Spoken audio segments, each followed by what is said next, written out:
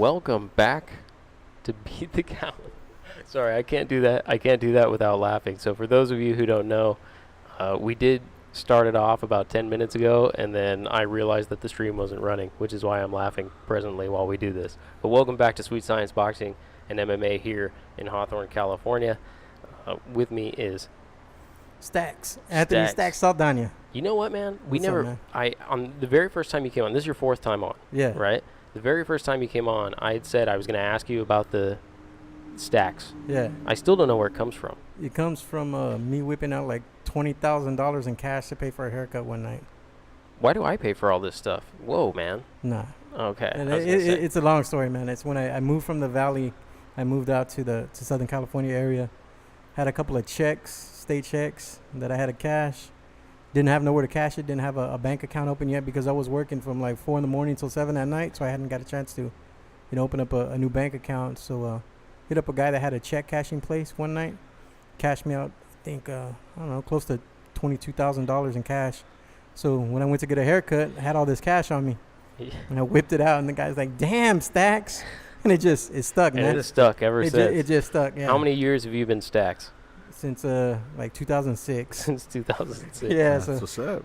So I've been stacking for 12 years now. Nice. Stacking bills upon bills. Yeah, that's what your paper stack is really, right? Yeah, all that's the bills. real paper stacks right go. there's the bills, bro. Okay, bro. Of course, lead writer for Supreme Boxing, former NBC radio host Anthony Stacks Saldana, in his fourth appearance here on Beat the Count. To the far left, Luis Feliciano, your record, sir, 7-0 with 4 KOs, correct? Yes, sir. Thank you for joining us. Appreciate having you. Pleasure. And then, of course, professional cut man. How's it going, Sergio Estrada? Thank you for having me. Of course. Appreciate it. All right, now that we got all that out of the way again, for the second time, we were talking just shortly before we started here about your career as a professional cut man, but this goes all the way back to your career in the military. Yeah, it does. I mean, that's where, everything starts somewhere, and I guess one door leads to the next, and it's just a matter of you kicking doors down and finding the next one to kick down. But yeah, in essence, I started my military career in 1993, combat medic. I came in split option, which meant that I went the summer of my junior year. I went, did my boot camp. I came back, finished high school, and then went back and did it all. So you were in the military while you were still in high school. Yes. So you were doing them both. Hawthorne High too. This is your hood, man. This is my hood right here. This is your neighborhood. Yes, definitely. It's my old stomping grounds out here. So that's why it was cool coming back over here for sure. Cool. Well, we're glad to have you back. Yeah, definitely. And like I said, it started there. Medicine started there. Medicine actually started before there. Unfortunately, I lost my mom to cancer, ovarian cancer, and as a kid, I lived with home health nurses, up until her final moment. And so medicine is all I know. You could definitely say that's all I know. But yeah, I took it upon myself, joined the military. Great career, both did, National Guard Reserve active duty time. So it wasn't all active. A long career though, right? Long career, yeah. I retired 2014, 4 years ago. Okay, yeah. And that's where this all, takes me to the next, chapter. My retirement gave me a lot of spare time to think about, what was going on, a little too much time. The PTSD came back. It shook my hand firmly and said, hey, I'm here to stay. And, one thing led to the next. I was invited to a Golden Boy event by DJ Ray, local radio station DJ LA, with Big Boy's Neighborhood. Him and I go back to when I was a kid, and he was working for Golden Boy doing the whole DJ thing for them, at their events. He invited me to come down, enjoy the night, and got a chance to meet a lot of fighters, trainers, and that's where, this whole thing just takes another turn. I was asked, whether I'd feel comfortable working, first of all, if I could stop bleeding. That's the way it was put out. Do you think you can stop some bleeding if my fighter gets cut? And I said, well, yeah, I think if I know what tools I can use in that aspect, I'm like, I can do it. Yeah, because it's very specific, right? It is. Around what they allow you to use or not use while you're... Exactly. The commission's technically, I think it's 3 substances that they allow you to use: Avatine, thrombin, and adrenaline. So those are your 3, most commonly used medications.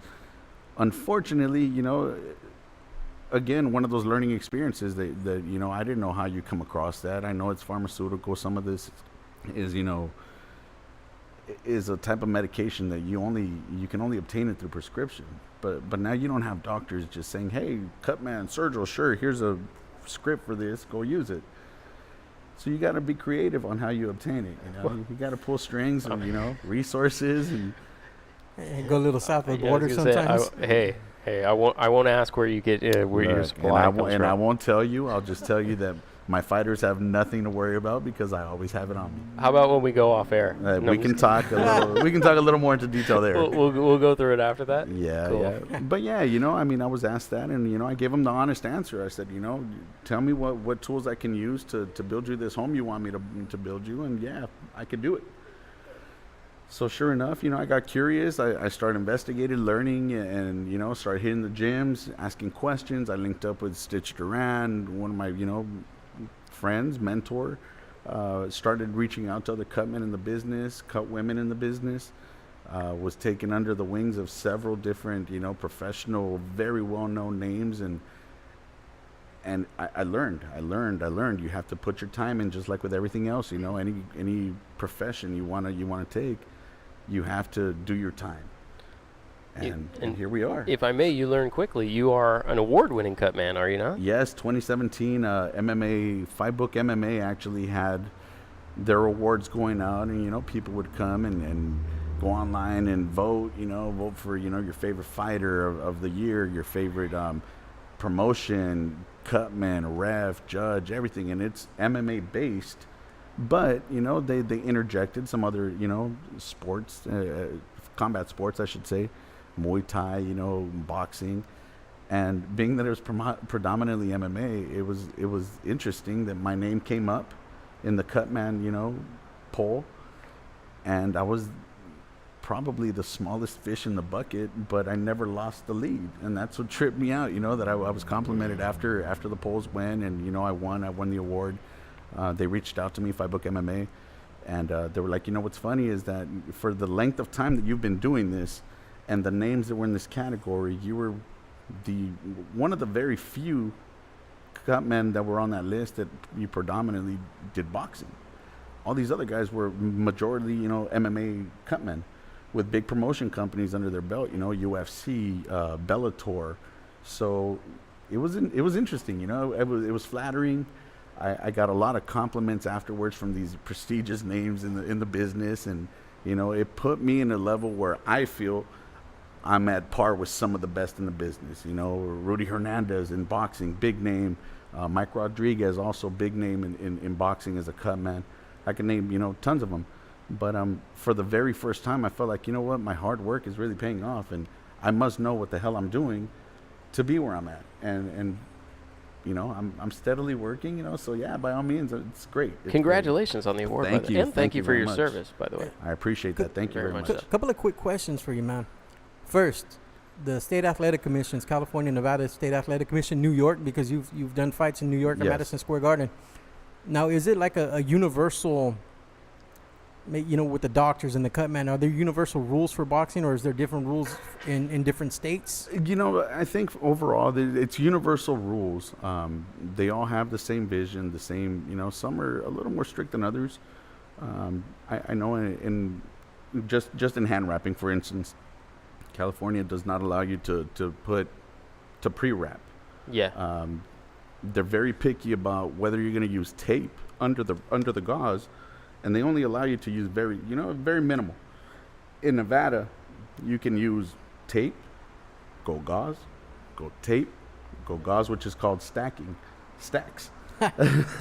So yeah, they have their little quirks here and there. Some, like I said, are more picky than others.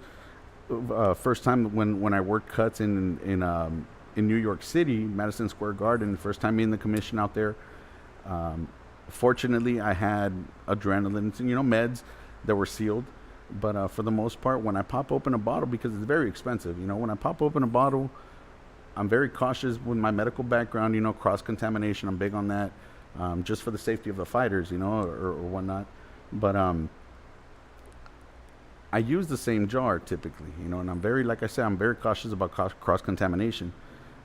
But in New York City, when I explained, oh, here are my meds, and they're like, sorry, you can't use this, you can't use this, you can't use this, and they left me with just a handful of little vials, 1 ml vials, and I was like, shit, you know, this is a 12-round fight, it's a world title fight. I was like, and I have maybe 3 vials of meds that I can use, 3 mLs.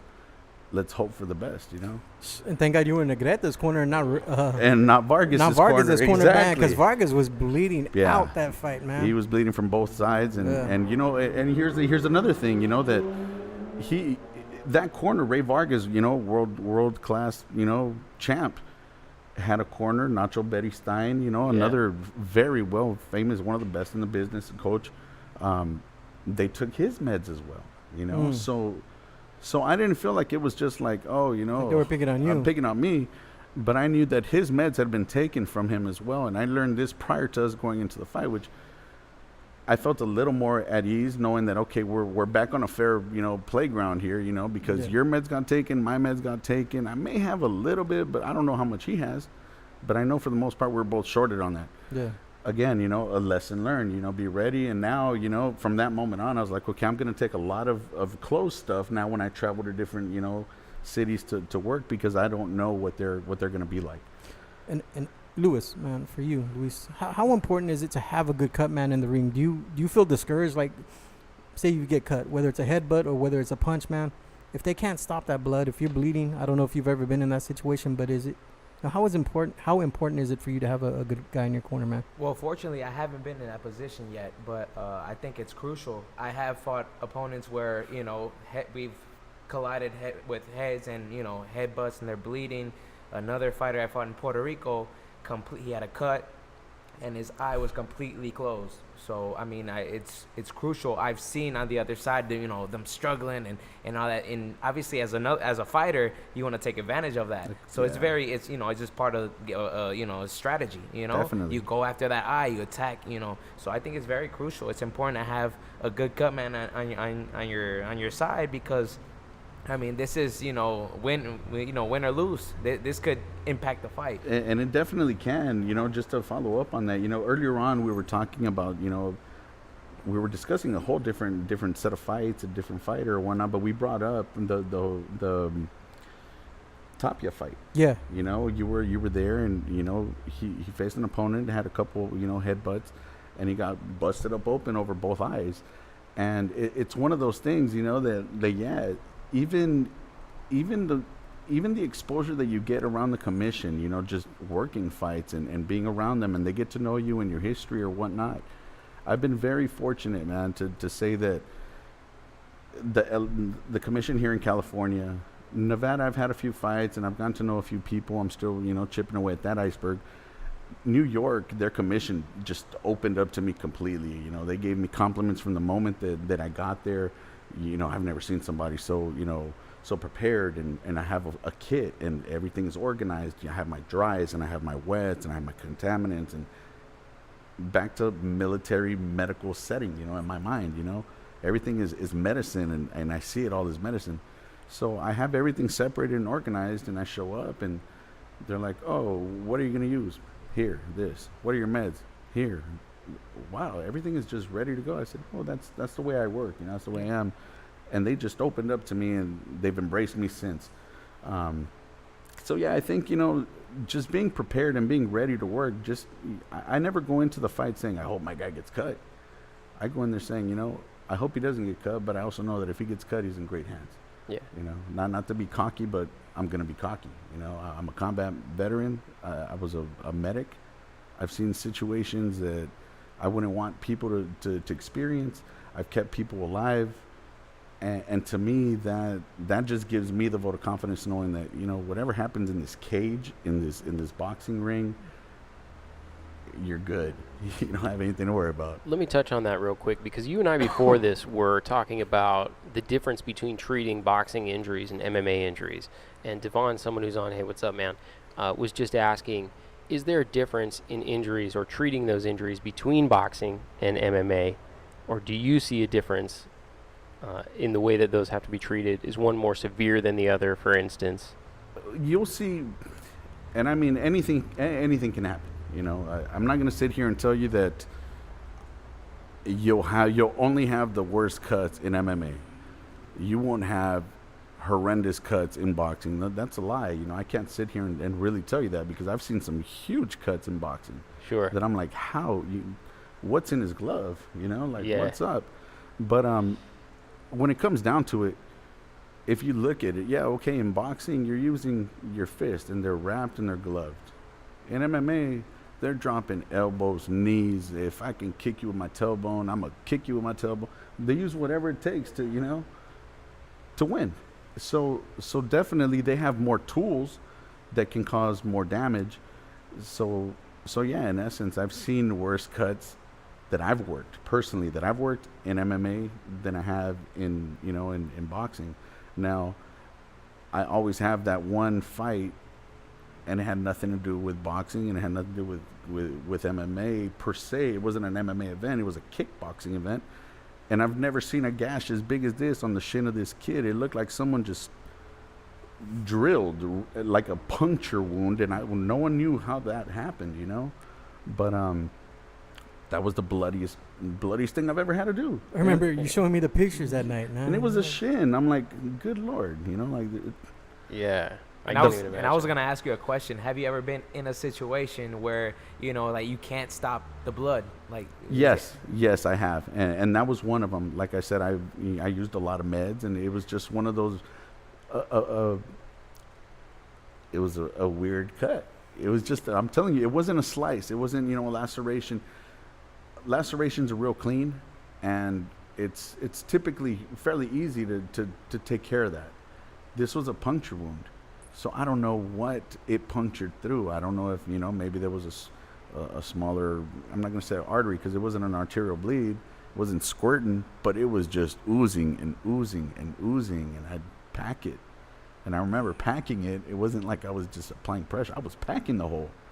And, you know, after the round, you know, after I'm getting ready to let them get back into the round, I'll pull the packing back out, and I'd goop it, and it was like I never did anything to it. So I have. Now, when it comes to faces, I haven't had that experience yet. I've had, you know, fighters that just, okay, this round gets cut here. Working on that. A little bit of blood, no big deal. I took care of it. Next round, now it gets cut over here. So it's constantly working different areas. Yeah, you know, but to say that I've never had a chance to be intimidated or to be overworked by a cut. Not yet. All right, man, question for you real quick, man. I watch a lot of boxing movies, so you need to tell me if this is exaggerated or not, man. Can exaggerated. You, when they cut Rocky's eye, man, so he can see, is that exaggerated, man? No, it's totally, why would I, you know? That's now, before it's before your Hollywood. time. That's before your time. Who knows, maybe, you know? I know it's Hollywood, Back but in man, the 70s. Total Hollywood. Why, if I have to worry about swelling in the closure of an eye, now why am I going to want to cut? Now I have to worry about swelling and bleeding, you know? Now I have 2 injuries. So no. You no. do see You were over like, time. Mick. cut me. Cut me, Mick. No. Cut me. No, not at all. Okay. You do see over time changes, or I've observed changes in the way that I think cuts and certain things are handled. And an example of that is the cold press, right? So when I was younger, the way that people used a cold press is they would move it around the swelled area. So if you were experiencing swelling, they would place a cold press and they would move it, they would rub it all around the whole swelled area. And sometime in the past 20 years from when I started watching boxing, or something, 25 years, that's become like something that they say, do not do. And you'll hear people like, even I think starting with Emmanuel Stewart, who would start calling people out on HBO and saying, do not do that. The correct way to do that is to apply pressure. Correct. All they're doing is distributing swelling to areas where it's not presently swollen. Definitely. So I do think there are occasions where you see that the way that wounds are treated over time are just advanced or enhanced. I've seen some way out stuff, man. I seen a corner man one time trying to cool down his guy with a towel. And as he's flapping the towel, the edge of the towel scrapes the eye of the fighter, so the fight has to be called because he can't see out of his eye anymore. Oh, really? Yeah, and it's just... And I heard that's illegal right now. That's illegal now. That you can't. You can't Here in fan California, you can't fan You him. can't fan him. Well, yeah, not Really? That's illegal? Well, it depends on what Depending state on they're the fighting. commission. I'm not for sure what fight. Depending Yeah, on what the commission. Yeah. How do people Exactly. keep up with like I know in some states you can do only the ice bag, in some states you can pour water on the head, in some states you can I don't know how everybody keeps up with all that. Well, I think, you know, just from experience, I think what you do is you show up with your full artillery, you know, everything. And just when tell you them, no, get you there, can't do that. And then when you get there, they're going to say, no, sorry, you can't do this, you can't do that, because you don't have your brief prior to, you Yeah, know, exactly. you have your fight brief, and hey, seconds, let me see this, you can't do this, you can't do that. Hey, Cruiser cut, man, okay, let me see your meds, you can't do this, you can't do that. So I show up with everything and then some. Man, I And remember. then I'll let them thin me out, But Yeah, at the end of the day, I still got, my secret tools. You're ready for stashed. whatever. Yeah, I'm Yeah. ready. He stays packing this stuff, man. It was one night in Orange County. I believe it was in Orange County where the EMTs didn't know what the hell they were doing, and the guy broke his leg, and you put the Yeah, that was an interesting one because I didn't show up there to work fights. I was invited again. Oscar Negretti invited me. They had a Colombian fighter. He had one of his Olympic team members or whatnot who was fighting Oscar Villarriaga. Yeah. It was a Thompson Boxing Promotions in Ontario, California, and sure enough, we were there. I was there, in the audience. And this fighter, Oscar, he ends up rolling his leg, something in the, during the fight, and it was totally deformed. Me, I'm watching, and I'm like, okay, the medics are going to do this because, you can't start a boxing match if the ambulance isn't there, if the medics haven't done their round, so you have contracted, medics for these events. So I'm just waiting. I'm waiting and waiting and waiting for somebody to get up there and, stabilize that leg, stabilize that ankle, or, pedal pulse, check to see if there's a pulse in that foot. I'm telling you, that leg was angulated completely. So we end up going back to the locker room. The gurney comes out. I guess they put him in the gurney, or don't quite remember. He gets back to the locker room, and they have him sitting on this chair, and his leg is just there, all angulated, and they're just watching. You have the doc in there. You have paramedics. I'm not even gonna say EMTs. You have paramedics from the city right there, and everyone's just watching. So I was like, all right, dude, I'm not gonna wait no more. I just took over. I started grabbing cardboard. I secured his leg. I had my ward tape. Started taping things up, and the medic instinct just kicked in, and next thing I know, I'm doing all this, not even really realizing that I'm pretty much stepping on people's toes. And I look up, and the paramedics are looking down. They're like, do you need anything else? Can we get you anything? I'm like, shit, this ain't even my job, Yeah, exactly. I'm not even dressed for this today, but, you just do what you got to do. And like I said, to me, it's my second nature. To me, that's who I am. That's what I do, and that's why I'm good at it. So, a lot of work that you do is with Golden Boy. A lot of the fighters, yes. And right here next to us, we have an undefeated Golden Boy boxer, Luis.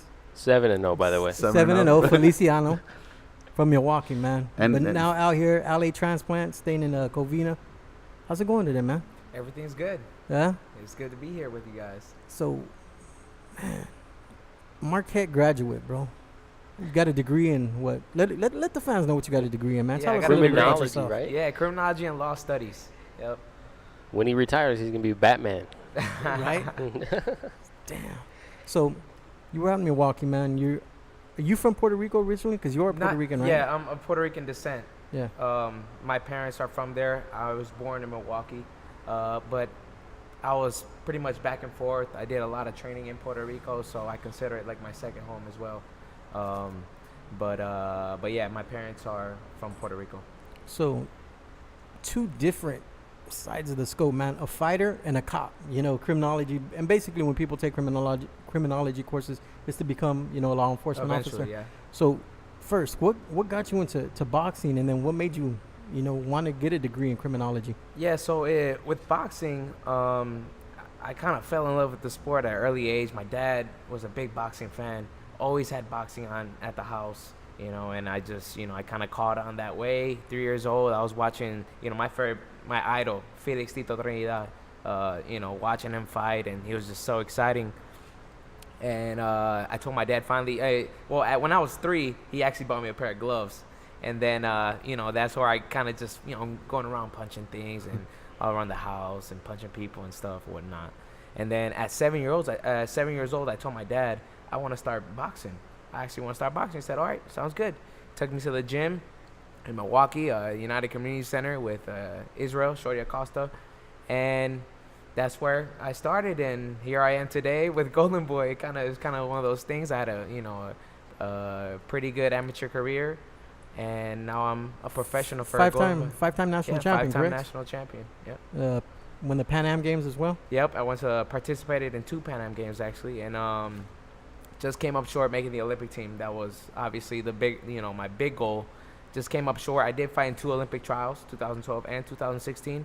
But yeah, we came up short. So then, in between that time, right after high school, so in 2011, I kind of was like, am I going to turn pro or am I going to stay in school? I had this opportunity to go to Marquette University. I was blessed with scholarship opportunities and all that. And I went discussed it with my coach and my family and my friends, and I just felt it was the right thing to do. I couldn't give up an opportunity like I had of going to school, getting my degree, and I think of just so many situations we hear about, not only with boxers, but also with professional athletes where they're so dependent on on their sport, and they're gonna make so much money outside of that, become successful, and then they get injured or they fall into some crisis or whatever. Plan B. Yeah, and they don't have a plan B, and look what happens. Then they go broke or something like that. And just me using my knowledge, and I'm like, you know what? I don't want to go through that. I want to have a plan B, and hopefully my plan. I've always wanted to be a boxer. That was since I was a little kid. I wanted to become a world champion. And that's still my goal, and I'm still in pursuit of that. But I just I wanted to make sure I have a plan B, just in case it doesn't go my way.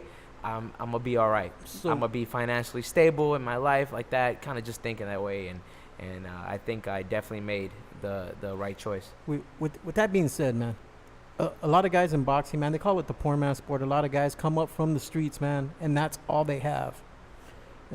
Probably for the most part, that's all you had for a long time until you did graduate. Then you decided to go to college. Now you have that degree. Mentally, knowing that you have that degree in the back of your head, knowing that you're fortunate enough to have a plan B, does that ever, do you ever get to the gym and you're cutting weight or you're getting popped, by a bigger, better sparring partner? Do you ever think in the back of your mind, God damn it, I should just be a cop? No. No? No. I think it's just I don't know. It's just my character. When I go and go for something, I'm gonna do it. So for example, when I was in school, I did boxing. Obviously I was still boxing and going in school, going to college, and it was very hard. But I had to make adjustments, and whether that was to maybe I had to wake up a little earlier, at 7 o'clock in the morning, train, then go to class, and then train again. That's what it took. Yeah. So I got it done. Now obviously I got my degree. Now I have all my efforts are going to my professional career. I even moved here to California, never even being to California in the first place. I moved here 2 years ago. I have no family here. My team's out here. So, I feel like I'm making sacrifices. That's part of the sport. But I still have that one goal, and that is to become a world champion, something that I've been aiming since I was a little kid. And, and nothing's going to stop me unless it comes to the point where it's something out of my control, where it's an injury or something that happens to me outside the ring, or even inside the ring. So now I never really had that moment where I'm gonna say forget about this. That's a great point. Like, one of the things that we were talking about, and something that still continues to blow my mind, as someone who tried to do the work and school at the same time kind of thing, that was just work. Like, it wasn't like boxing is different. There's the whole training, everything that goes into it. It's a lifestyle commitment, basically, that you have to make. And not only were you competing as an amateur at that time, but you're competing at a high level. We had talked about you won 2 ringside national championships, right? Mm-hmm. And one of those happened while you were in college. Yep. Right. Yep. I actually won. I won two national. Let me see. Yeah, 2 national championships while I was in college. Yeah. And the big one coming in 2015, and that was the U.S. Championships. That's the big one. And then from there, I made the national team and fought obviously in duels. Qualified for the Pan American Games in Mexico, got a silver medal there, and then ended up going to Toronto for the Pan American Games, and and fighting in multiple duels. USA versus Canada and whatnot. And and that was a busy year for me. Yeah. And that was actually the year I graduated. Nice. I actually ended up walking the stage that May, and then after that I had the Pan American Games. I went straight from right after a couple of days after my graduation, I walk the stage, and I go to Colorado Springs, the Olympic Training Center, and we're here getting ready for a USA Canada duel, and then right after that, the Pan Am qualifiers, and then eventually the Pan Am games later that summer. So that was a very busy year for me. But I think, that's just, it is what it is. And I'm glad to have that experience that, at first I was thinking, man, am I going to be able to do this? Like, this is a lot of stuff on my shoulders. But we got it done. So, and I feel great about it. So being from Wisconsin, man, what's the California connection? How'd you hook up with Ben Lira, and then and Golden Boy? So yeah, it started with my manager, Rafael Heredia. Yep. And so he was. I had a lot of managers interested in me after the Olympic trials. Once I officially announced that I was gonna turn pro, start my pro career, and I pretty much narrowed it down to like 3 managers here in California: Ralph, another one in Florida, and then another one in Vegas. And I kind of, did my due diligence. I wanted, and this is kind of maybe the student of me coming out where, I want to make sure that my future will be in good hands. I want to go to a place where I know I will succeed, that, I'll have the resources, that I'll be, all right. And yeah, and eventually it came down to where, I came here to California. I was training, got the chance to train in Big Bear and also in South Monte. Yeah. And with Ben Lira, that is, and that's how we connected through Ralph, through my manager, who was interested in me. And and I decided that this was the best place for me to succeed and to start my professional career. And then obviously, we spoke with, with multiple promotional companies, but we felt that Golden Boy was the best place as far as what they offered and and what they had in store for me, and we went with it. And now I'm glad that I'm in the position where I'm at. I love training with Ben. Train a lot. Obviously, we go 3 times a week in Big Bear, and then we train here also in LA in Saldana, Legends Gym. Yeah. We go all over, and Southern California is truly the hotbed of boxing. Yeah. So I'm glad I came here. Coming from Wisconsin, and yeah, it's been a blessing, and everything's going all right. And also, even with there's this thing that Golden Boy only deals with Mexican fighters, but good thing is that we have the kind of like the association with Cotto Promotions. Exactly. And I've already, half of my fights have been in Puerto Rico. So obviously, I get to go, like, my second home, Puerto Rico. I consider it a home. Go back to my family. My family could see me, and so far it's been great. And so I would, I'm glad I chose the route that I went. Good pickings. Yeah, because Golden Boy is gonna have to work with a lot of other promotional companies. The stables, it's not a huge stable. It's not. It was huge for a while, man. It was overwhelmingly huge. It was, but the matchmaker there, Michelada time. Yeah. They sit there and they do good matchmaking, and the cream rises to the top, man. Because I've seen some of their good fighters. These people say, oh, you go to these Velasco fights or these Golden Boy fights and they don't matchmake. They do matchmake, man, because we've seen Chimpa Gonzalez get knocked out. Hey, we've seen some of their we were just greatest talking about earlier, Emilio Sanchez. He'll be fighting a tough fight Friday night at the Velasco. He got knocked out in his last fight against a tough Filipino fighter. Right. So their fighters aren't always winning.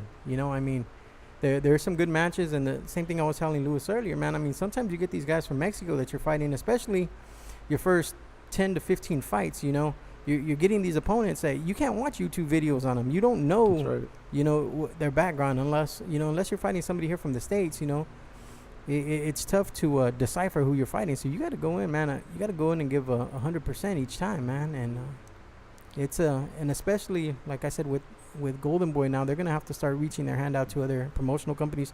Cotto's one. I know they're working back east with I want to say Star. I know they do a lot of shows out in Boston. New York, they've done shows in Verona, Turning Stone. Yeah, I fought there once as well. Washington, D.C. There's the Armory there. There's the new the MGM Grand Harbor.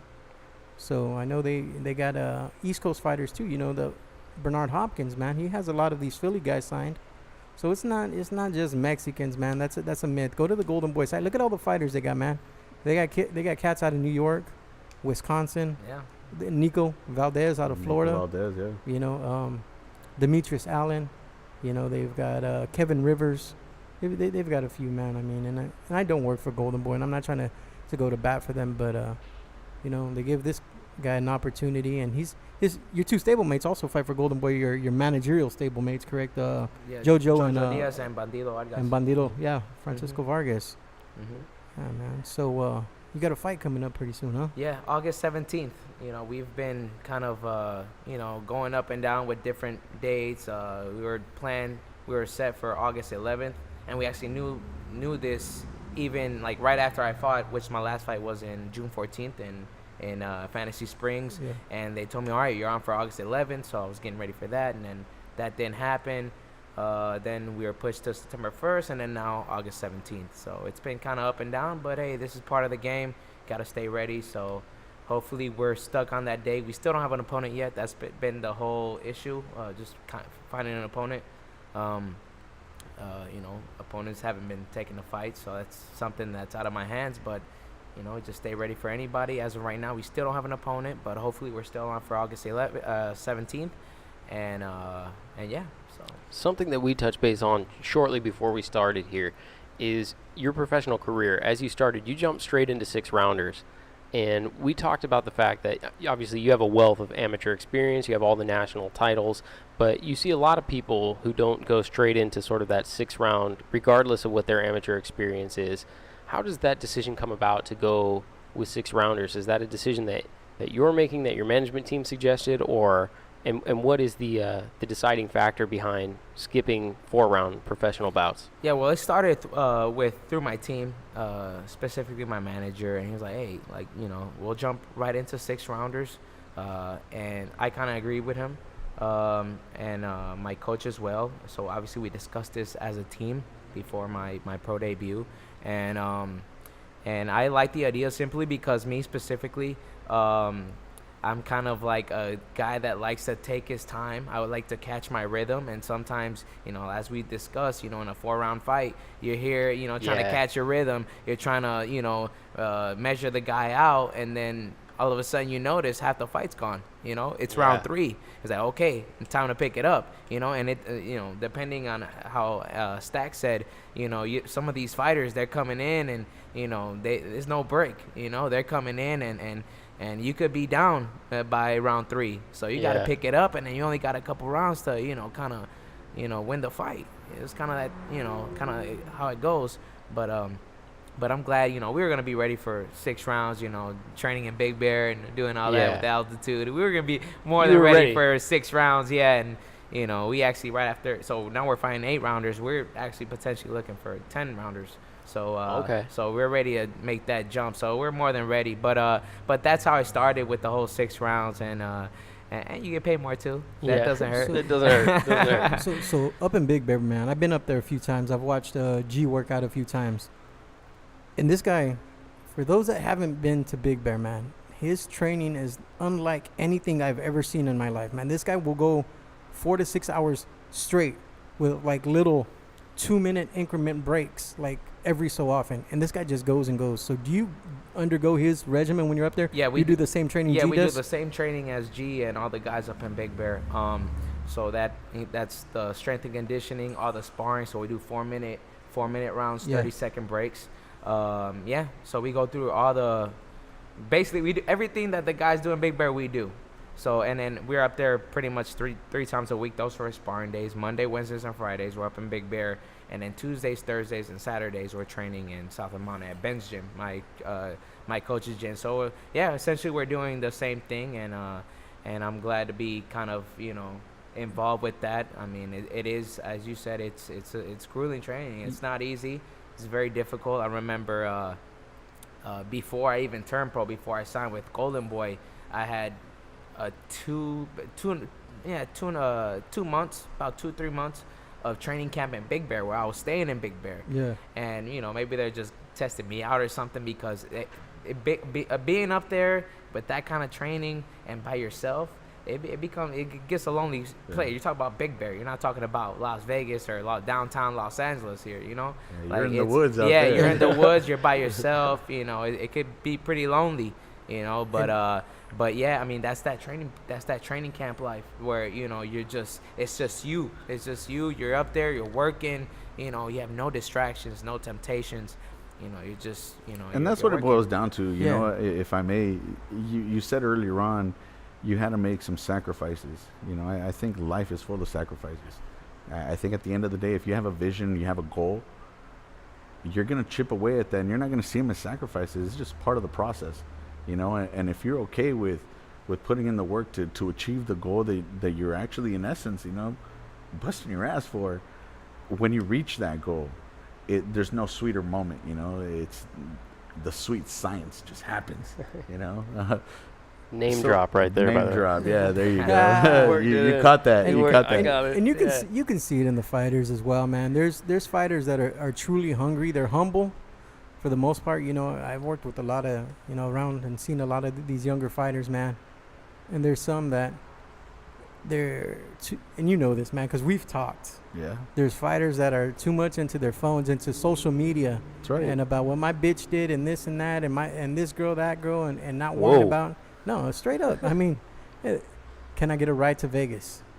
Well, you know, And and you know that, man. I've always said these guys need people to run their social media for them. Stay off of social media, man. I mean, you got guys that want to have 1 million followers and, oh, clap for me because I got 1 million followers and now I'm wearing this shirt and that shirt, and it's good that they're making money, because to me it's a thin line. Yeah, you want to have your fighter out there and you want to make sure that he has his advertisements, he gets, you know, the marketing behind him, and he gets it taken care of, whether it's from Everlast or from whoever's taking care of this cat. But I think there's a limit, and I think to me personally, I think your manager and your team behind you should be handling that, and the fighter shouldn't be worrying about it. And you get too many of these kids, man. Distractions. And then, you know, you use that word that gets thrown out there a lot, exposed. Yeah.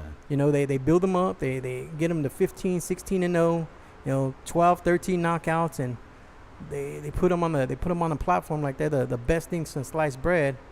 But the real fans sit back, and I don't know if it's just the promotional companies and the managers having blinders on, and we see it.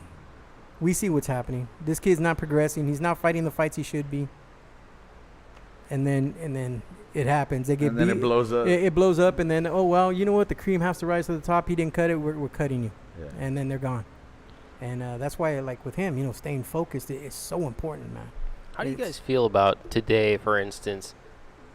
I feel like a loss, the value of a loss, say in the 1970s compared to the value of a loss today has changed. So having the one loss on your record, going from being an undefeated fighter to having the one loss on your record, seems to be almost devastating to your career in some respects, particularly for, like, you look at, you know, guys who fought this weekend, you know, like Kid Chocolate, like if you're looking at like Peter Quillen, look what a single loss did to his career.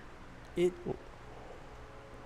depends on the loss and the type of loss, okay? Yeah. JoJo, for instance. JoJo's fighting next Saturday for a world title. Yeah, He's that's fighting true. against Jesus Rojas, okay? Yeah. That loss to Gary, to me, even though he lost to Gary Russell Jr., Gary Russell's still one of the top fighters in the world. He's got some of the fastest hands in the world. He just never could get started, right? But it was learning. He learned, and I'm sure he learned from that experience. He learned that he's going to have to get started quicker, and he's going to have to make the adjustments, and that doesn't take anything away from JoJo. To me, it ups the value. And why does it up the value? For one, he has the loss, so more people are going to want to take that fight at 126 instead of staying away from him, because I don't see, without a loss, being undefeated and being a world title, I didn't see a fight with him with Santa Cruz or Amares or somebody like that, because they're going to stay away from him. Now he has that loss, and he's going to have to want to go out there, train a little bit harder, and learn from the mistakes. I don't think that's necessarily going to hurt him. There's times, though, that, you know, when you're not that fighter, you're not technically sound, and you go out there and like I said, they build you up, they pillow they build up your record and they pad your record, and then you get beat, and then you ain't shit no more because you never really were. You never really were. You never really exactly. were. You know, so I think it just has to do with the fighter, Chris. To be fair, at the same time, there is some responsibility to build a fighter's momentum going in. Like, I don't think, you know, for instance, when we watched a Thompson boxing event recently, and there was a 5-0 versus a 6-0. Was that the right call?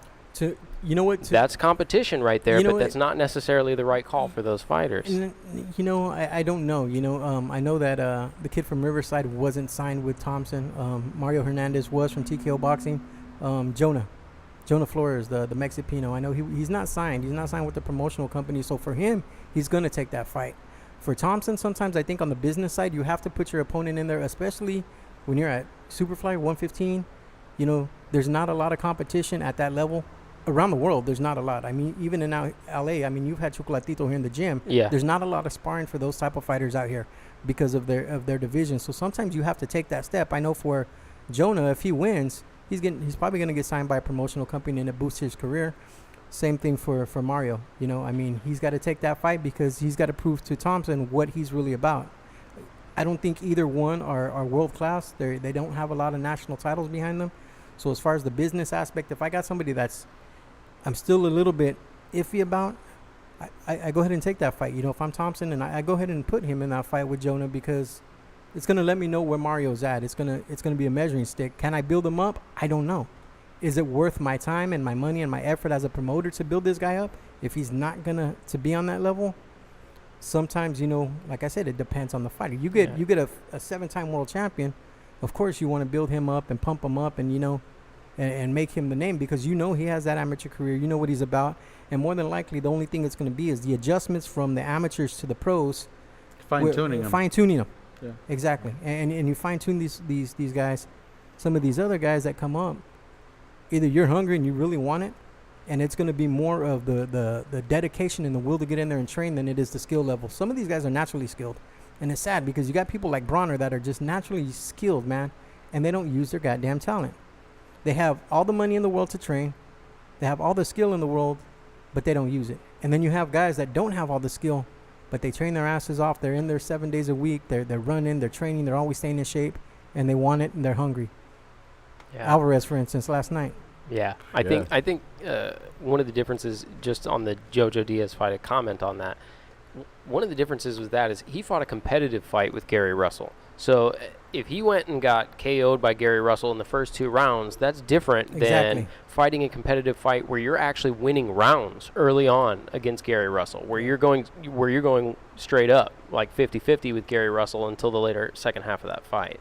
So the way that you lose, I think, matters. Yeah, a good example of that is Erickson Lubin. Oh man, Charlo. You know, talk about an undefeated fighter, one of the best. That's right. And now I haven't really heard of him. Lubin's done. You know? And all of a sudden you could go like that. It's from one to the other. That quick. So now, do you go back to the original question? Do you put the plate in front of the promotion and say, hey, you know, you're the one that overloaded your plate, and now you're choking with that. You know? You're choking on that turkey leg you just served yourself. I mean, you guys are around it. How? And I'll go with Luis on this. How much does your team? How much does Ralph and Golden Boy, you know, the matchmaker, Roberto? How much do they actually discuss your opponents, or are you game for anybody? They go, well, obviously. I mean, us as fighters, we're always gonna say we're game for everybody. Come on, we're fighters. Exactly. You don't care who it is, right? Yeah, they tell you, hey, you want to fight him? Okay, yeah. Even though you're like, well, yeah, no, but you're always gonna say, yeah, you're ready. But I think that's the importance of the communication between the manager and the trainer, because, for example, my coach Ben Lira, he's with me every day. He sees me. Ralph, for example, isn't there every day. Yeah. You know, he's not there watching. He's not there for the sparrings or whatever. Not every day. You know. Yeah. Your coach is, so he's the one that sees you. Okay, does he see you progressing? Are you guys working on certain things, this and that? So I think it's the communication between the manager and the coach, the trainer. I think that is what that's what happens in this case with me. You know, so my manager will go to him. Sometimes he'll come to me, hey, what do you think? For example, I have you guys mentioning that fighting undefeated guys fighting each other. I've been in that case. I fought a guy 7-0. Yep. I was 5-0. I was 5-0 and I fought a guy that was 7-0 in Puerto Rico. And you also have to look at the records of the guys that are 7-0. Yeah. Because they could be fighting guys that are 1-3, 1-10, 1-12. sub 500 guys. Exactly. Right? Like, come on, like, if somebody in the street could get them and they'll beat these guys and they'll be 7-0 too. Like, True. I'm just saying. But you kind of look at that, and then obviously it's also it looks good. It looks good as far as on your record, on your box rec. Like, hey, you're starting to get that good recognition. For example, if it's on the TV, on ESPN or whatever, obviously, you're gonna, let's make the fight happen. Let's go. Yeah, we'll take those fights. And another thing with me is because I'm 25, so I'm kind of on the older side, so we're trying to move quick. So obviously, like, I'm gonna be fighting these guys with better records, and which was we wanted to in the case. I'm not gonna mention names or whatever, but yeah, we're looking at guys that are, they have less than 5 losses. I know for 20 wins for a potential fight. Yeah, so it's not just the win-loss, but that's just a lot of experience. Yeah, exactly. Someone with 27 fights is a ton of experience, whether they're, no matter how they're distributed. Even a guy with, let's just say, with a record of 10-30. That still has. That's a dangerous man. Those are rounds. Yeah, rounds. That's a dangerous man. He still has 40 fights. That's a lot of experience compared to a guy that has 5, 6, 7 fights. Exactly. Speaking of dangerous men, you touched on this. You were talking about Alvarez being a young and hungry fighter. Yeah. Looks like he showed it last night, I guess. He sure did, man. He went out there with main event's card. And the main event on HBO. And the main event in on Atlantic HBO. City. In Atlantic City. First major fight in Atlantic City in like 4 years. World championship fight. They're trying to bring it at the old Trump Taj Mahal.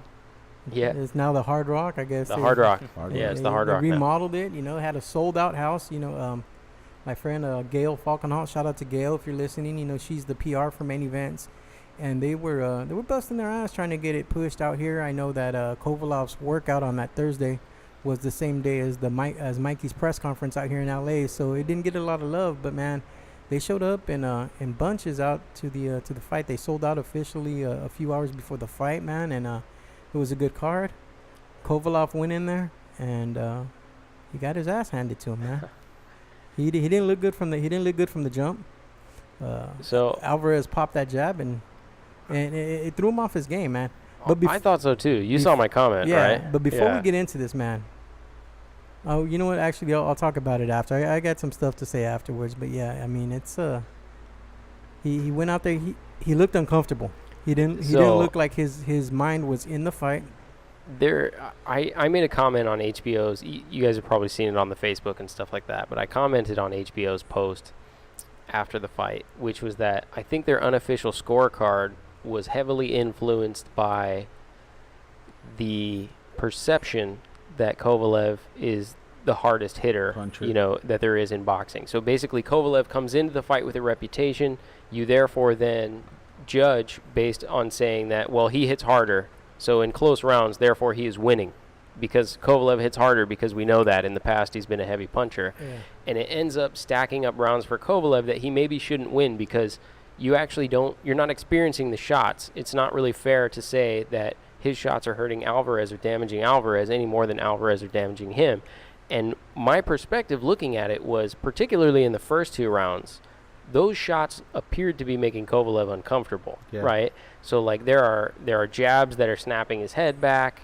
There are certain shots where you look at it and you go, wow, he didn't seem to take that shot too well. Right? Yeah. But then at the end of the unofficial scorecard, they say, well, it was a close round, but Kovalev hits harder, so we give it to him. Before the fight, I thought that Kovalev was going to lose, man. I was going for him, but I had a gut feeling, man, that he was going to lose. And at first I thought, maybe he's going to get knocked out. And I said, no, I think he's going to end up losing a split, man, because I figured Alvarez would box him the way he did the first 3 rounds. He'd pop his jab and he'd kind of dance away from Kovalev. Kovalev's doesn't really cut off the ring too good. And he's flat-footed. He was a little bit, right? And I figured, he's had stamina issues in the past. The stamina issues would come into play. And Alvarez would just be able to outbox him. It'd be a close split decision. I never expected that knockout, bro. I never. No, never to be fair, expected that knockout. The knockout surprised me as well. I was definitely surprised by the knockout, and it was a devastating knockout. But I don't think that just because he's, the crusher, that he should be taking away early rounds where I was like, wow, those are really competitive rounds, and rounds where I feel as though he's probably being outboxed. But they really do that not only because he's the big, crusher, but sometimes just with, he's the A side. He is the A he's side. The A side. Exactly. Sometimes like a close fight or a close round. Okay, let's just give it to the A side. And again, they tell you when you're judging and you're scoring the fight, a world championship fight, and I've heard this from judges, Popeye, Ray Corona, for instance. We've talked, man. Name names. Yeah. No. And the way it is, man, and he tells you, you have to take the fight from the champion. In our eyes, that's madness, have to win that championship belt. That's crazy. It's one of the problems with boxing right there. Especially, you get your opportunity. It's what you and you can speak on this. This is what your goal is. Your goal is to go and take that strap. So in essence, I think if you're gonna go in there and you're gonna fight a championship fight, you have to take it to the champ. You have to take that strap from him. Now, for this fight, I'll tell you, I met Eleider Alvarez for the first time in New York City for another fight that I was working out there. It was on the undercard to the Linares fight. Yeah. Lomachenko. So I worked an undercard, and the press conference, I think when they first announced that fight, was the day prior to the weigh-ins or whatnot. So we had a chance to go and check it all out. I'll tell you one thing. I've seen fights leading, Kovalev's fights leading into the fight, and for this fight specifically, I can say that he just didn't seem as confident. Coming off 2 losses. He just did not seem as confident going into this fight. He gave Alvarez quite a bit of respect. He never once, if you look at it, he never really once talked shit about him. Yeah. He never once said, I'm going to come in here and dominate.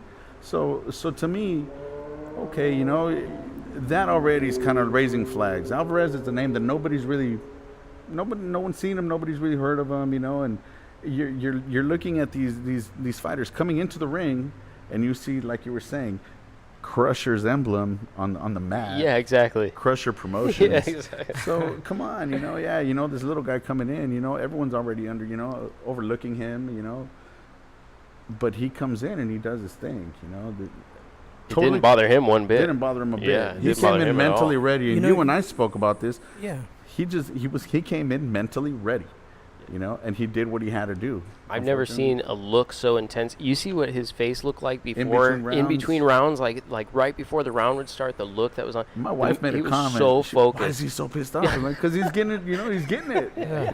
What do you mean? What do you mean? That was a focused individual right there. He was totally focused. Determined he was ready. Individual. Determined. He was ready. And boxing, man, boxing's a mental sport. It is. If you're not 100% mentally ready, I've seen it too many times where these guys go in there and they take an L, man. They take that L, and not because they're not the better fighter, the better boxer. It's because mentally they're not there mentally, man. And I'm telling you, Kovalev 2 weeks ago still had Ward on his mind, man. At that press conference, the only thing that was coming out of his mouth was Andre Ward this, Andre Ward that. That fight, those 2 fights are over. He never left. He never left that fight. 2 things, man. For one, I've seen 2 things going up and down on the internet, man, and I'm done. I'm not gonna get into arguments on Facebook over my opinion and what I think. But for one, I don't think there was a blueprint. People say, Andre Ward drew up the blueprint to beat him. Alvarez has a completely different style of fighting. They did not win the same way. They did not win the same way, man. Yeah. No. 2, you got to give respect to, besides just Kovalev not being in there, you still got to give Alvarez his respect, man. I don't care if Ward was in his head or there was a blueprint or not a blueprint. Alvarez still went in there hungry. He did what he had to do. He boxed him. And honestly, I think he set it up, man. I think he might have played possum for a while, Took those punches in the 4th round because in the 4th round, Kovalev started coming on. He hits him. It looks like the fight's starting to change direction, man. Even me and you, we talked about it, man. Like, is this it? Is it going to be it for Alvarez? Right. And then he withstood him, man. He was still there boxing. He was still in front of him, and I think that gave him the confidence that said, you know what, I better do it now. Let's go. And that's what And that- Crusher's confidence as well. You know, it's Exactly. like, holy shit, I'm throwing everything, you know, but the kitchen sink Yeah. at this guy, and he's still there. He's still standing. And like you said, you know, there was that moment in round 4 where I was like, oh, this is it. It's over. You know, Alvarez is going to go down. And I had the opportunity to watch that fight in the, you know, in the company of 2 other Colombian fighters, you know, a Golden Boy fighter, Oscar Negrete, Cesar Villarreaga, who's I think signed with Thompson Boxing. So yeah, you know, it was a Colombian house, you know, favorite, I guess you could say. And you know, we start watching the fight. You know, the families are all there, and it's like, yeah, you know, go. And then we started getting quiet, and it's like, wow, you know, like Crusher's really putting it on him, you know. And like I said, in that 4th round, I was like, okay, that's it. My wife had made a comment, and she's like, man, he's not looking good. Going into the 7th round, you know, she again about 10 seconds prior to that knockdown, the first knockdown, she's like, I don't know if he's gonna last much longer. And then we look over, and boom, Crusher goes down. Like, whoa, what happened here? So yeah, it was a moment that nobody expected. It was totally unexpected. Do you take anything away from Kovalev? Never. You know, he's a champ, man. You got to give it to him. Ultimately, you know, again, it's perception. My perception, he just wasn't there mentally. No, it wasn't. That's what it was. He, you know, Alvarez landed a good shot. Did he set it up? Maybe could have. You know, Who's to say that Alvarez didn't take that away from him, though, right? And so yeah. a lot of times, the things that we're talking about now, like the things that you're talking about, you're essentially saying that he wasn't there mentally when he got into the ring, right? But I don't know that there's evidence to say that compared to saying Alvarez took that sort of mental edge away from him by winning a couple early rounds 1 and 2, hitting him with hard jabs, shots that were harder than he expected, and then taking everything that he could dish in round 4. And at the end of round 4, now you're gassed. You spent all kinds of energy trying to get a guy out of Blew there. your load. Right? Yeah, he blew his load early. You're completely gassed. The guy's still there. Never looked like he was really in danger of going down, right? And on the stool in between rounds, he looks like he's ready to devour you coming out into the next round. It does not seem to have bothered him in any way. So I don't know that you can say that the mental aspect of it isn't something that Alvarez caused. Right, like you didn't see this with the other 2 fighters before this. No, he but came you off know, those guys didn't gain a mental advantage. And the he was reason, again, like I said, the reason I said it is because a week earlier at the press conference, his focus wasn't on Alvarez. And I've seen it before because when Chocolatito got knocked out that second time by Sorong Visay, that whole week leading up to the fight, I had conversations with fellow people very, very close to his camp. And Chocolatito just wasn't there mentally. He just wasn't there mentally, man. When he lost to Sorong Visay with those headbutts, I thought he won. I don't know if he personally thought that. I think that loss mentally messed him up. So coming back into that second fight, to the rematch at the StubHub Center, he just wasn't there mentally, you know. And I'm not saying that it got taken away from him in the first or second round, but leading up to the fight, man, sometimes these fighters, they're just not there. A month ago, LaRon Mitchell lost. He was the NABF, the heavyweight champ, fighting in Sacramento in front of his home crowd against an ex-sparring partner. Yeah. And I went up to his room about a half an hour before we went to the arena, and he was just saying, "Man, Stacks, I don't want to fight him. I don't want to fight this dude, man. Like, he's my friend, man. He's my friend. I don't want." I said, "Dude, leave that at the door. Go in there, beat his ass, do what you got to do, and get out of that ring safe." And even during the fight, you can tell, like, he didn't want to hit him. Just wasn't letting He held go. back. Yeah. He held back. It's just like he didn't. Wow. Yeah, he held back, man. So let me ask you something. So Sergey Kovalev posted a video shortly after from the hospital. I don't know if you guys saw it, Yeah. but essentially what he said in that video is that he was experiencing fatigue. He was tired 3 months because of he had a training camp. 3-month training camp, is what he said. He said, I don't know what happened, but I was tired from a 3-month training camp. So he's describing that as fatigue. What would a 3-month training camp, is that something that could conceivably get you to be beyond the point of just I think able to compete at that level, I guess? Well, I think it depends on the kind of training throughout those 3 months. I mean, you know, I don't know necessarily his training habits Sure. and all this and that, but I mean, you know, There are definitely And things he could be doing, I guess, wrong if you're Yeah. extending it and working, yeah, I mean, overworking and the yourself. thing is, some people do believe in overtraining, some people don't, you know. Yeah. But We talked about it a couple weeks ago. The champ, in your division, man, the 140-pound champ, Jose Ramirez, is going to have an 8-week camp, man, Yeah. because he went into, actually 16 weeks, right? 16 weeks. He had back-to-back 8-week back-to-back. camps. He had Yeah. the 8-week camp, didn't have the fight. Now he's getting ready to fight Orozco. So that's another 8 weeks on top of what he's just already did. mhm. So who knows? Yeah, so that I mean, came up. And remember, we even said, is it possible? Can you overtrain as a fighter? And that's essentially what Sergey Kovalev is saying now is I overtrained. I spent 3 months in training camp, and I got fatigued. Depends on the Yeah. kind of sparring too. Sometimes yeah, you're getting in wars. During those 8 weeks, you've gotten in so many wars 3 times a week. It could be. It could definitely creep on you. But see, what that makes me wonder now is how's the communication between fighter, management, trainer, because like you mentioned earlier on, Ben Lira is there every day with you. So you would think that if I'm your coach, if I'm your trainer, the last thing I want to do is overwork you. Mhm. Hey, how are you feeling? Hey, coach, you know what? My shoulder, something. I'm tight, this and that. Okay, well maybe we'll ease up. We still, I think don't that's something that see you that. I can- don't see that with that camp though, man, because Igis and those Russians are tight knit, especially since John David Jackson, is no longer with them, and he's got his old Russian coach, man. That's a tight knit little Russian community up there in Oxnard with him and Lomachenko and some of these guys from Kazakhstan. Aegis and them, they're tight knit. So I don't know. Maybe he did overtrain. I mean, I'm not saying the communication wasn't there, but I don't. Maybe Sergey was just too macho to say anything. And Maybe could be. I don't want to point out names, but this is what I've heard. But I've Go heard ahead, that name drop. Kovalev, he likes to run his own show though. He Yeah. likes to run his own show. He likes to do what he wants to do, and I think again, fighters, I when they won't Well, say he names, was but- up there in but Big yeah, Bear for a yeah, while, man. but when they so- get to that level, some fighters. he I mean, likes- you look at he Manny li- Pacquiao. He runs he his likes own to do. camp. Yeah, he runs his own show. Yeah. So maybe 3 months, but maybe it's just 3 months kind of doing what. Okay, Half-assing I it? want to exactly half-assing. So maybe that wasn't the case of Yeah. overtraining. Maybe just- maybe So he maybe it's just just the didn't. excuse that's being thrown out there. Maybe. Who And we've knows? seen it before. Come on, look, Alvarez won fair and square, and there was no blow in this one either. Exactly. It Yeah. wasn't exactly. There's no He low lost blow that in ward this, fight yeah. anyway. But there's so Well, many some can excuses, argue it but- because he did. They did pull him like, "Hey, bring the punches up." So there Yeah. was one Yeah, there was supposedly. one He was But out. it- Yeah, but he he was was done in having that that- fight. It had nothing to do with it. that punch nothing had to do nothing with to it. do with it, man. He was done in that fight. And He on the was card, cooked. on that same card, man, Bivol Dmitry Bivol.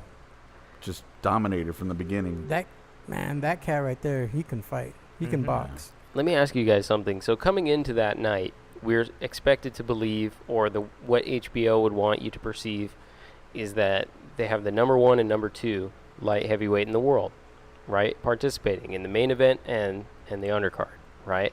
So coming out of it, where is Bivol and where is Alvarez? So Kovalev, I think it's fair to say, he's no longer number 1 or number 2. So Alvarez sits somewhere in this group now, and Bivol sits somewhere. I would have to Has say it- Alvarez he beat the champ. He knocked out the champ, so he should, deservingly be the number 1 guy. So he's Even lineal. though necessarily He's isn't lineal, the case, but, right? Yeah. Yeah. He's definitely lineal. He's unified. Mhm. Unified. Okay, so he's lineal and he's unified. I think everyone's kind of sailed on the Adonis Stevenson ship based off of the fights that he chooses and lack of competition in some of those. I think that fight's gonna end up happening now, especially with both of them being from Canada. Yeah, from Montreal, Yeah, right? both of them It's from gonna Montreal. sell. It's gonna That- sell. That will Yeah, sell out it's that a big place. draw. Yeah, Big draw. Yeah. yeah. So I still think Bivol, great fighter. Like I said, I've seen him at Legends. I've trained around him or whatnot. I've been around him. He's a great fighter. Can't say anything negative, but I think, since you did bring up both Alvarez and his name in the same sentence, I still think he needs a little bit of time left. Maybe a Joe Smith fight. Yeah, would he win the world title in his 11th fight or Yeah, something? yeah. yeah. So I mean, So- he definitely needs So a few more he fights. needs experience still. He still needs to build up a little more. But I think it's a puzzle ready to be completed. Yeah. I think he's ready to shine. I think he's the most talented fighter in that weight class. It doesn't necessarily mean he's the number 1 guy Yeah, right it doesn't now, make him the man, But though. I do think he's the most talented guy in that weight class. And I think I agree with Serge. I You know, a couple more fights. Couple more fights. A I think couple he's more there. fights, and you know, he's still. You know, 'Cause still his- young. I'd like to see him Technically- against the Ripper. You know, I mean, Technically, that'd be man, good. he was sound those first 5 rounds. I mean, like we said, his distance was perfect. Mhm. I mean, Chilemba could not hit him with Yeah. anything. I mean, his striking, his left hook, solid. His jab, solid. I mean, he danced around him for 4 or 5 rounds perfectly. touching him at free will, man. He How- was there. How my coach Ben Lira says, distance and timing is boxing. Exactly. Distance And and that's timing is exactly what boxing. he had. You know, I mean, his timing was perfect. He would stick that jab out there at the right time, and even going back to the other fight that we're talking about, Alvarez was constantly sticking that jab into Kovalev's face, and even when you had situations where they would both throw the jab at the same exact time, you would see Kovalev's head just snap a little further. You know, so that timing is right. You know, It throws you off, it man. throws you off. Mhm. I don't throws you care off. how hard you get hit in the face, man. It throws your timing off. You know, if I were to throw my hat at you and pop you in the face, you're gonna go back. It's Yeah. gonna throw your timing It off. causes You know, I you mean, to reset. Makes you Reset, reset. exactly. Lost your distance again. Now you got to find it once. Mhm.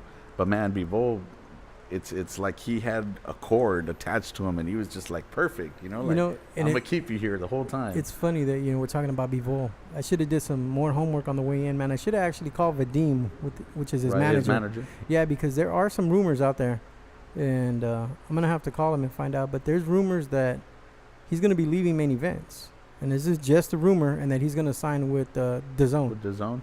Yeah, with Eddie Hearn and DAZN. So we'll see what Bivol does there. I mean, if he does, man, main events is gonna be hurting real bad. They're gonna be stuck on local shows, man. They got Sullivan Barrera, they got a beat up Kovalev now, and if Bivol leaves, they're gonna be in some trouble. I know they have Devon Alexander's brother signed to them, and he lost.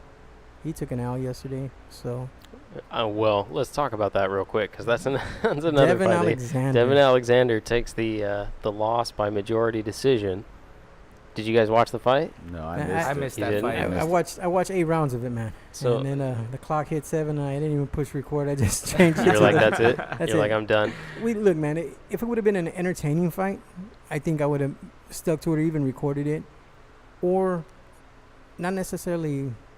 It didn't necessarily have to be an entertaining fight for me. It could be a solid boxing match, but if it had like real meaning to it, man. To me, these are both gatekeepers now, and at 47. The last 2 years, there's been an influx of boxers that have just hit the division, man. From Earl Spence to Terrence Crawford, the Mean Machine from Top Rank. I mean, there's so many fighters there now. You know, even the ones that have been around. Now, you got Danny Garcia, you got Sean Porter, you got Keith Thurman still in the mix. You got Manny Pacquiao that's still in the mix at 47. You know, he's a champion again, or a quote-unquote title holder. Yeah. You know, He has a belt. has he's a got a belt. belt, you know. So there's a lot better competition, more than 2 handfuls, Yeah. that can beat Alexander or Berto. It's So- funny that you had, we just got a question from Inspire Media, which is where do we rank the light heavyweight division amongst the other divisions in boxing now? So I would say welterweight is probably the most stacked out of any division, or heavyweight right now. To me, the top divisions, welterweight, of course, is welterweight stacked. is stacked. man. Featherweight, man. Featherweight is a division that doesn't get a lot of love, but 126 is 126 is absolutely stacked. solid, man. From Leo to Mares. Frampton Yeah, that's to true. Mares, That's JoJo, true. Gary Russell Jr. Still can have Rigondeaux fighting Yep. at 26, man. So you said it's Frampton already? Yeah, Frampton. Yeah. Lee Salby, I think, is going to be stationed there at 26 for a while. Plus, I think Golden Boy has about 12 down fighters that fight at 126, man. So And I think heavyweight's basically as popping as it has been since I was very young. Like Yeah, there's the a- heavyweight division is made a comeback yeah, here in the last. I mean, you In got, fact, if you guys have been keeping up with the news, you could see Boxing News and a number of other outlets. Apparently, Deontay Wilder is in close negotiations with Tyson Tyson Fury Fury. for a Fury. December Yep. fight. Vegas. That's incredible. That I think that That fight would will, be that fight interesting. will that Yeah, fight that'd will be- sell out. That would, It will sell out the T-Mobile. I will go mark to that. my words. Mark my words. I'm calling it now. If they fight in December, T-Mobile will be sold out. Canelo couldn't do it against Khan. Ward couldn't do it against Kovalev. I think the only fight that I've seen there was that sold out was that Triple G fight against Canelo. But guarantee you, a heavyweight fight of this magnitude with Fury being the lineal, I don't care if he's got the belts or not. He's the lineal world champion, guys. There's an argument against Wild. There's an argument to be there. made. Yeah, there Debatable. is, but he's Tomatoes, right? but He definitely was the lineal world heavyweight champion. But I would say that at some point in time, when you take 2 years off, you go away, and now Anthony Joshua steps in and beats Vladimir Klitschko, who was for many years the lineal world heavyweight champion. Those are the two biggest names in the division. After a 2-year layoff with Anthony Joshua picking up the number of belts he has, and more specifically picking up the win over Vladimir. And the way he did it. In the way that It's he just did like it. vice versa compared to Yeah. when Fury fought. Yeah. Exactly. Exactly. Because Anthony Joshua has a pretty legitimate claim at being the lineal world heavyweight champion right now, and he won in impressive fashion. Tyson Fury won that belt by landing 7 punches a round or something like that. Yeah. Like it was The like fight. landing in The single fight. digits. Like it was like literally his punch stats were like in the single digits over a period of 12 rounds, which a win is a win, right? But that definitely didn't fall into the category of you've got to take it away from the champ, Yeah, the way that you didn't. guys are talking about I think up here. he I'm not in that camp, by the way. I think I'm he not in that camp. outboxes, man. But I think Everybody has to outboxes do the Wilder. same thing. There's not one guy who should have to do more to win than another guy. That's madness. Well, I mean, That's madness. You guys are crazy. What You I think- basically what- sat up here and said one guy has to work way harder to win a fight well, than No, the other guy. no. See, Okay. I think it all led back to how we pieced that piece together. We were talking about promotion companies and social media, and do you try to blow this kid up? Do you not? I think when you're a champ, you have to take it from the champ, man. You can't just go up there Yes, bro. and be equal say- and throw the same and- thing If- you know and what should expect happen? that you're going to win. And If you- that's what I'm you saying though. can't. Like, okay, here's the thing, it's the close rounds, man. If I'm the champ and you're the champ and you hit me 13 times and I hit you 12 times, but one of the shots, my ace shot, put your head back and you go into the ropes. I don't care if you hit me with 15 shots that round. Okay, you hit me with 15 and I hit you with 12. I'm the world champion. But my ace shot put your ass into the ropes and I drop 2 more on you and then you hold me for 20 or 30 seconds. Guess what? I won that round. That's a different Because conversation. of effective aggressiveness. That's what I'm talking Yeah, about. that's- And that's what I'm talking about winning. That's what I'm talking about. You got to take it from the Yeah, champ. I This- agree. Don't necessarily go to CompuBox punches No, and no, say, not at all. well, you worked hard. You worked hard. You worked hard. We're in violent agreement here. So Yeah. here's what I mean. Coach and I actually had this debate on a podcast not too long ago where we debated whether or not the damage that's applied to someone. I'm in the Max Kellerman camp of judging, which is essentially it's easy. You look at it and you say, which fighter would I have preferred to be in that round, right? So if I could be one of these men, which one would I rather have Right. been, right? And that person wins the round regardless of punch statistics, right? Coach is more in the punch stats camp, where the guy who lands more punches and stuff like that. But that's a different debate. That's different than saying what was said here is that you've got to take it from the champ, right? So if you fight even, right, then the champ gets the round. benefit of the doubt. No, if you fight even, it's an even round. If one fighter wins, he wins the round. If another fighter wins, then he wins the round. The idea that one fighter actually has to work harder to accomplish the same thing is madness to me, and it's one of the reasons why you see scorecards where people are like, oh, I didn't know who to give the round to, so instead of giving it a 10-10, which is like frowned upon in professional boxing, I'll just give it to the guy who I like better, or I'll just give it to the guy who's the existing champion, or I'll just give it to the guy. And then you end up with Andre Berto's scorecard last night, where some dude, where you have a guy who's 2 people looked at it and said Andre Berto won 8 rounds, right? Wow, Yeah. I'm just so you guys Shit, know, I I'm changed in the it in 114, 113 camp. I changed it in the 8th round, and he hadn't won any damn rounds. Yeah, man. I mean, like, come on. so 2 people said he won 8 rounds. Nobody should be judged differently than anyone else. Everybody should be judged the same, whether you're the champion or not. If the round is a close round, that's okay. It's a close round. So I when- just still That's I feel okay. as a challenger though, I for you to be the champion, you have to outperform the outperform champion. him. Yeah. And Those that's, are different statements, and though. that's from Yeah. a fighter But himself. But he said I outperform. carry the same But mentality. he as- said outperform. Mhm. That's not what we're talking Exactly. about. Well, you're Outperform saying if is- it's equal. So basically, you're saying if it's equal, you should just give the round 10-10. Yes. That's what a 10-10 round Oh, is. It's man. equal. A But 10-10 I round is mean, equal. 10-10s are rare anyway. They're too rare. If you legitimately cannot tell who won the round, rather than giving one fighter the benefit of the doubt and saying, for instance, that guy's the champion, I'll give it to him. That guy's the crusher, I'll give it to him. That guy does this, I'll give it to him. If you legitimately have a hard time and you need to fall back on some criteria like that, it should just be a 10-10 round. And then you'll have less people who get bogus scorecards about one guy winning lopsided victories that were clearly not lopsided victories. Why don't you go Adelaide Bird in here and have her in here? With Right, I would love to. You know what? That would be an interesting one. I would Right? love to. Hell yeah. You know what happens? This is how fights like. Did you guys watch Adonis Stevenson versus Badu Jack? Fight between me and you is gonna start. I know. Did you watch Adonis Stevenson versus I saw Badu some Jack? of it. Yeah. Okay, so you watch Adonis Stevenson versus Badu Jack. There are 6 rounds that are close. They're really hard to tell who won. The other 6 rounds, Adonis Stevenson got his ass whooped. Yeah. And it ended up being a draw. A draw. Right? And the reason that is because those close rounds, people were like, oh, Adonis Stevenson's the champion. I'll give him the benefit of the doubt. He gets that round, right? And it ended up being a draw. But the truth is, one of those fighters got beat down, and the other one was fine. Yeah. Right? That's true. and that's how the scorecard ended up. And it's because people say you have to take it away from the champ. That's why. And just think of it. It was a draw, and they fought in Montreal. So, I mean, Yeah, that says a lot. That says a lot. That says a lot. He fought a in draw. Stevenson's own There's time. a It was big draw. difference in So- in what those two men did to each other.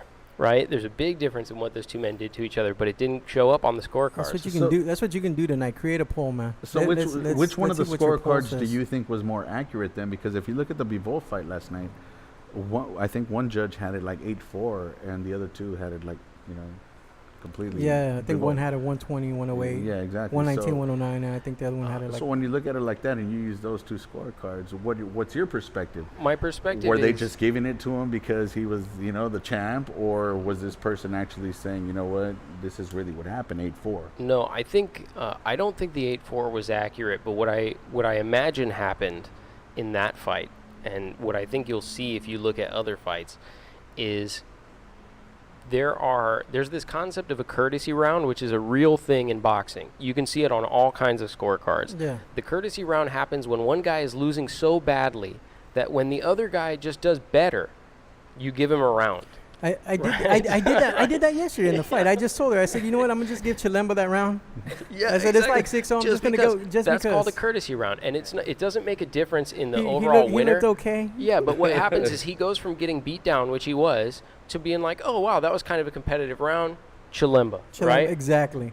That's what happens, and as a result, you end up with the sort of 116, 112. Now, is that right? Like, no, I think courtesy rounds are silly too. But what really happens is your perspective becomes so skewed because one fighter is winning so much that when the other guy just lifts it like halfway, you're like, wow, that was a good round for him. That was a good round for him. Let's throw it on there. And I tried to do that during the Garcia fight, and I couldn't. I couldn't, bro. I gave Garcia for one round, and that was just stretching, man. I gave Garcia the second round when he fought Usyk, and I'm like, that's it, man. I'm like, yo, what round? The third, fourth? I'm like, give me the second. I was biased. I gave him a couple rounds. Oh, Garcia, yeah, because you're up there in camp with them. Yeah, my that's boy. right, man. But that's why. So No. so I'm not advocating for courtesy rounds, but I am saying that they do happen. And I think that's some of what happened. I don't even know why we brought this conversation up, man. Devon Alexander and Berto ain't even. It wasn't like it was a championship fight, So it was like. Well, I mean, a couple things. So let me make one point. So the comment came up that 10-10 rounds will end in too many draws. So if we advocate for more 10-10 rounds, you'll get more draws. My counterpoint to that would be a draw is better than a bad decision. Okay? Well, having a draw where nobody gets a loss on their record, those two guys can fight it out again, they can do all that, is better than one fighter winning a fight that he should not win. Mathematically, know that's about that. mathematically the comment's wrong. Because if you give a 10-10 round, then the fight essentially turns into a 9-round fight or an 11-round fight. Yeah, that's true. That's true. Thus, the scorecards will be off, and you'd have less draws. That may be true. That may be true. So, But put my calculus to work here. I don't have that kind of expertise. No, I'm just kidding. Yeah, it but throws what the I'm cards saying is if people just started going 10-10, 10-10, it's too hard to judge. It's too hard to judge 10-10. It ends up in a bunch of draws. Okay, you know what? You know what probably happened? That was probably a really close fight. Right? That's probably what happened. It's better in a really close fight for it to end up a draw than for some numbskull to give Canelo like a 118 scorecard when he's fighting Mayweather or Triple G because they liked him better. The truth, I the truth is, I knew that fight was going to be mentioned the right truth. now. Hey, Right? Like, here's the truth, that's man. what happens. And you guys all know this, man. We've all been around the sport. Him as a fighter, you as a cut man next to the ring, us two as media. We've all seen it, man. It's going to happen. The city that they're fighting in, who's the champion, who's the hometown, it's going to happen with these judges. It's sad, but it does happen. As far as the fights go and as far as taking it from the champ, I mean, that's, to me, it's a bigger discussion on how you want to judge. Some people want to judge effective aggressiveness, where if somebody goes in there and they win, maybe 20 seconds of the first minute, 15 seconds of the second minute, and of the last minute they win 10 seconds, but they've hurt this guy 3 or 4 times in the round, where somebody's just pitter-pattering them. That's a whole different, that just goes onto the perspective of the judge and what they feel is winning a round. And I don't know necessarily what the state or how the state tells you to judge it, because I've never been to judging school. So I guess it just all goes on perception and the way they learn. Maybe some of these new judges, and then there's old school judges. So, everybody's mentality is different. You got to get Ray Corona in here and ask those questions. Yeah. I'm See, gonna, because gonna I have would, to. I would say I'm that sure those. he has some kind of insight, Some on insight. that too. Yeah, to what he's taught. I would not love, what he goes by, but what he's taught What- and with the yeah. proper way. and I would love to understand Let me that. bring Like, him and Jack in here, man. That'd be great. Jack Reese. Yeah, Jack Reese. I I think would I love can to. get him. Really? Yeah. Yeah, because I would love to talk to those guys. I'd like to know, because the truth is, all those fancy terms that they use for judging, the judging criteria, so effective aggression, ring generalship, concepts that a lot of people don't even really understand. Like when you say ring generalship, What does that mean? exactly, right? Yeah, you yeah, get a yeah. lot of people who say, what does ring generalship mean? The Mayweather. Yeah, like it means something. Yeah. It may mean something different to me than it does to you. There are people who say, for instance, you can't win effective aggression or ring generalship if you're moving backwards. Does that sound accurate? No, a lot of fighters move backwards and win Yeah, rounds, exactly. right? So that doesn't sound accurate. So, but all these terms, at the end of the day, they say with an emphasis on clean and effective punching, right? Which means the thing that matters more than anything else. There's all these criteria, but the one thing that really matters is clean and effective punching. And at the end of the day, whoever does that better should win the round, right? The other criteria go to the side for clean and effective punching. So I think that's why I So advocate for it. back to the Kovalev fight with Alvarez. To me, those cards were off, because like I said, the first 3 rounds, to me, Alvarez had the cleaner punches. It wasn't until the 4th that Kovalev actually started putting it on him. Right. But again, the cards didn't reflect that. At the end Well, of the fight, when they went to the cards, they didn't reflect that. Yeah, I didn't see the official scorecards, but like HBO's unofficial scorecard, for instance, I think had 5 rounds to 1. I think the official scorecards all had him up. Two did. cards had Yeah. him 5-1, 4 rounds to 2 at the time of the stoppage. So while that KO may have been the most surprising thing, well, to you guys, I actually think it's the second most surprising thing. The most surprising thing that happened this weekend in boxing to me is in the middle of the Berto Alexander fight. Andre Berto's cup fell off through his pant leg, and somehow during the commercial break they were able to put his cup back on under his shorts and continue within the 60-second time frame between rounds. So if you guys didn't get a chance to check out the fight, check it out for no other reason than it is the first time in all of my experience in boxing that I've seen a man's cup fall off and be kicked out of the ring. I don't even know what else to say about that. It's more surprising than Kovalev's KO to me. Have you ever seen that? I missed it. No, I've been there to help secure, these cups around these fighters, and I don't see how that's possible. I just do not see how. And I am gonna go back Did and you watch. look up the clip? I It's seen crazy. it Just fall dropped. off. I just see it just fell off. It dropped. Went right Let through. me It see. just dropped and went right through his shorts, man. Yeah. Like how? How does that happen? Is it not tied right? Did the strings bust? I have no idea. Maybe he had some old crusty ass shoelaces back there holding that shit up. I'm not sure. I don't know, man. I'm not sure what's crazier, the fact that his cup fell off or the fact that they were able to reattach it Through his shorts? within the That's quick, 60-second That's time quick. frame within 60 his seconds, shorts. I mean, Here, check like it I out. said, I don't know if he had any kind of. Oh, there it goes. Here, Hey, I'll start it over. Yeah, it just Check fall. it out. Boom, right out through the bottom of his shorts. To the side, too. Look at that. Yeah, like Yeah. through one leg only. And then they kicked it out of the But ring. that cup seemed super small. Yeah, It didn't- that's what I said. Like- Yeah, it's a small like- cup. I mean, like, some fighters feel more comfortable, more flexible move with the around smaller better, cup. yeah. Yeah, I mean, you got a bigger cup, Some guys, like I said, they use it more for Man. protection, body shots, maybe lift it up a little Have bit. you ever had a kinda- cup fall off? Hell no. No, Yeah. I've never seen anything like it. Oh man, not in sparring, not in anything. No, man. that thing is not going to go anywhere. Yeah. On the night where Max Kellerman described boxing as the theater of the unknown, So, Andre Berto's cup falls off right through Right. the bottom of his shorts. so it could be Devon the panty dropper Alexander. Penny dropper. Wow. So, by the way, I'm in the 114-113 camp for that fight because I think this question came up. So I believe it was 6 rounds to 6, the knockdown being the difference, making it a 114-113 victory for Alexander, which one of the judges saw, and the other judges saw Andre Berto winning 8 rounds each. I don't Which I'm see. not- I don't see I'm how not he sure. won. Like I said, I watched 8 rounds and maybe gave Berto 1. Maybe that was through 8. I think I might have given him like the 4th or the 5th. Was that the courtesy one? That was the courtesy The one. courtesy Yeah, man. round. And I guess the courtesy, thing, man. the It's a courtesy, thing. the courtesy round actually gave him the goddamn win, man. The I courtesy, guess. the courtesy round is a thing. Yeah, I'm telling you. So quickly, a couple other fights that happened. Just to recap: J. Leon Love versus Peter Quillen. Oh, Peter man. Quillen winning by unanimous decision. I would say that was a pretty lopsided affair in terms of competitiveness. And Quillen took. This is Quillen after he took a 2-year break, came back, had 1 fight, then took a 1-year break, came back. Did you watch that fight Yeah, on FX2? yeah, And they said that he misses his family, yeah. That's what they said. right? So I get a Sacrifice, man. I get a That's what we were I get a talking about text, earlier. right? We were I talking- get a text from somebody that says, yeah, Kid Chocolate really missed his family, right? Oh, yeah, I saw that. I saw that on Twitter. Yeah. Check this out. He's partying. Yeah, they're pretty savage. No the comment. internet's undefeated. So basically, Oh, yeah.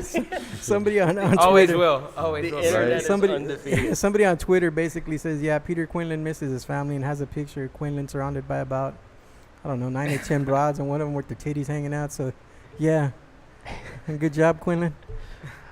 Whoa.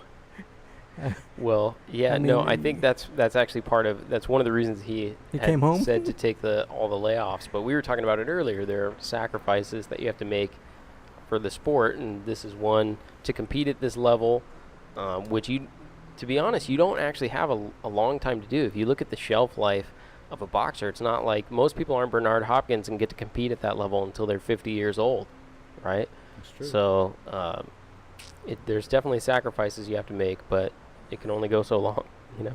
So. Yeah. This weekend we got a big fight Saturday here in LA at the What? Is it at the Avalon? At the Avalon in I think LA. it's at the Avalon. Yeah, in Hollywood, man. So they're Hollywood Fight Nights, Golden Boy Hollywood Fight Nights. World Championship fight. Jojo Diaz and Jesus Rojas. Jojo Diaz, yeah. PBC fighter, man, Jesus Rojas. So that's a good crossing of promotional lines for the fight. Rojas, I've seen him fight a couple of times, and that kid is the real deal. He's the real deal. I seen him fight Ross twice. is with Golden Boy. Is he with Golden Yeah, Boy? he's with Golden Boy. I thought he was a PBC fighter. No, No, he must have he's- fought a PBC fighter when he won that title. Because yeah, it was in yeah. Vegas. It was the night that Ryan Garcia got that quick knockout at the MGM, but it wasn't inside of the Grand Garden Arena. It was inside of one of the rooms there at the MGM, like a ballroom. Mm-hmm. And, He hit him with a left hook and he was out. The Yeah, guy was out, the time was he was getting beat and he caught the guy in the corner. Mm-hmm. Yeah. It was after he beat Abe Lopez, man. Look up Jesus Rojas, bro. Look up Jesus Rojas. I got it. All right, check it out. You real got it. quick. You got it on your phone. I'm chatting. I'm live chatting. All right, man. So yeah, anyways, man, he's a tough fighter. Dude's a hell of a fighter, man. It was Claudio Marrero, and they fought for the interim title, and great fight, man.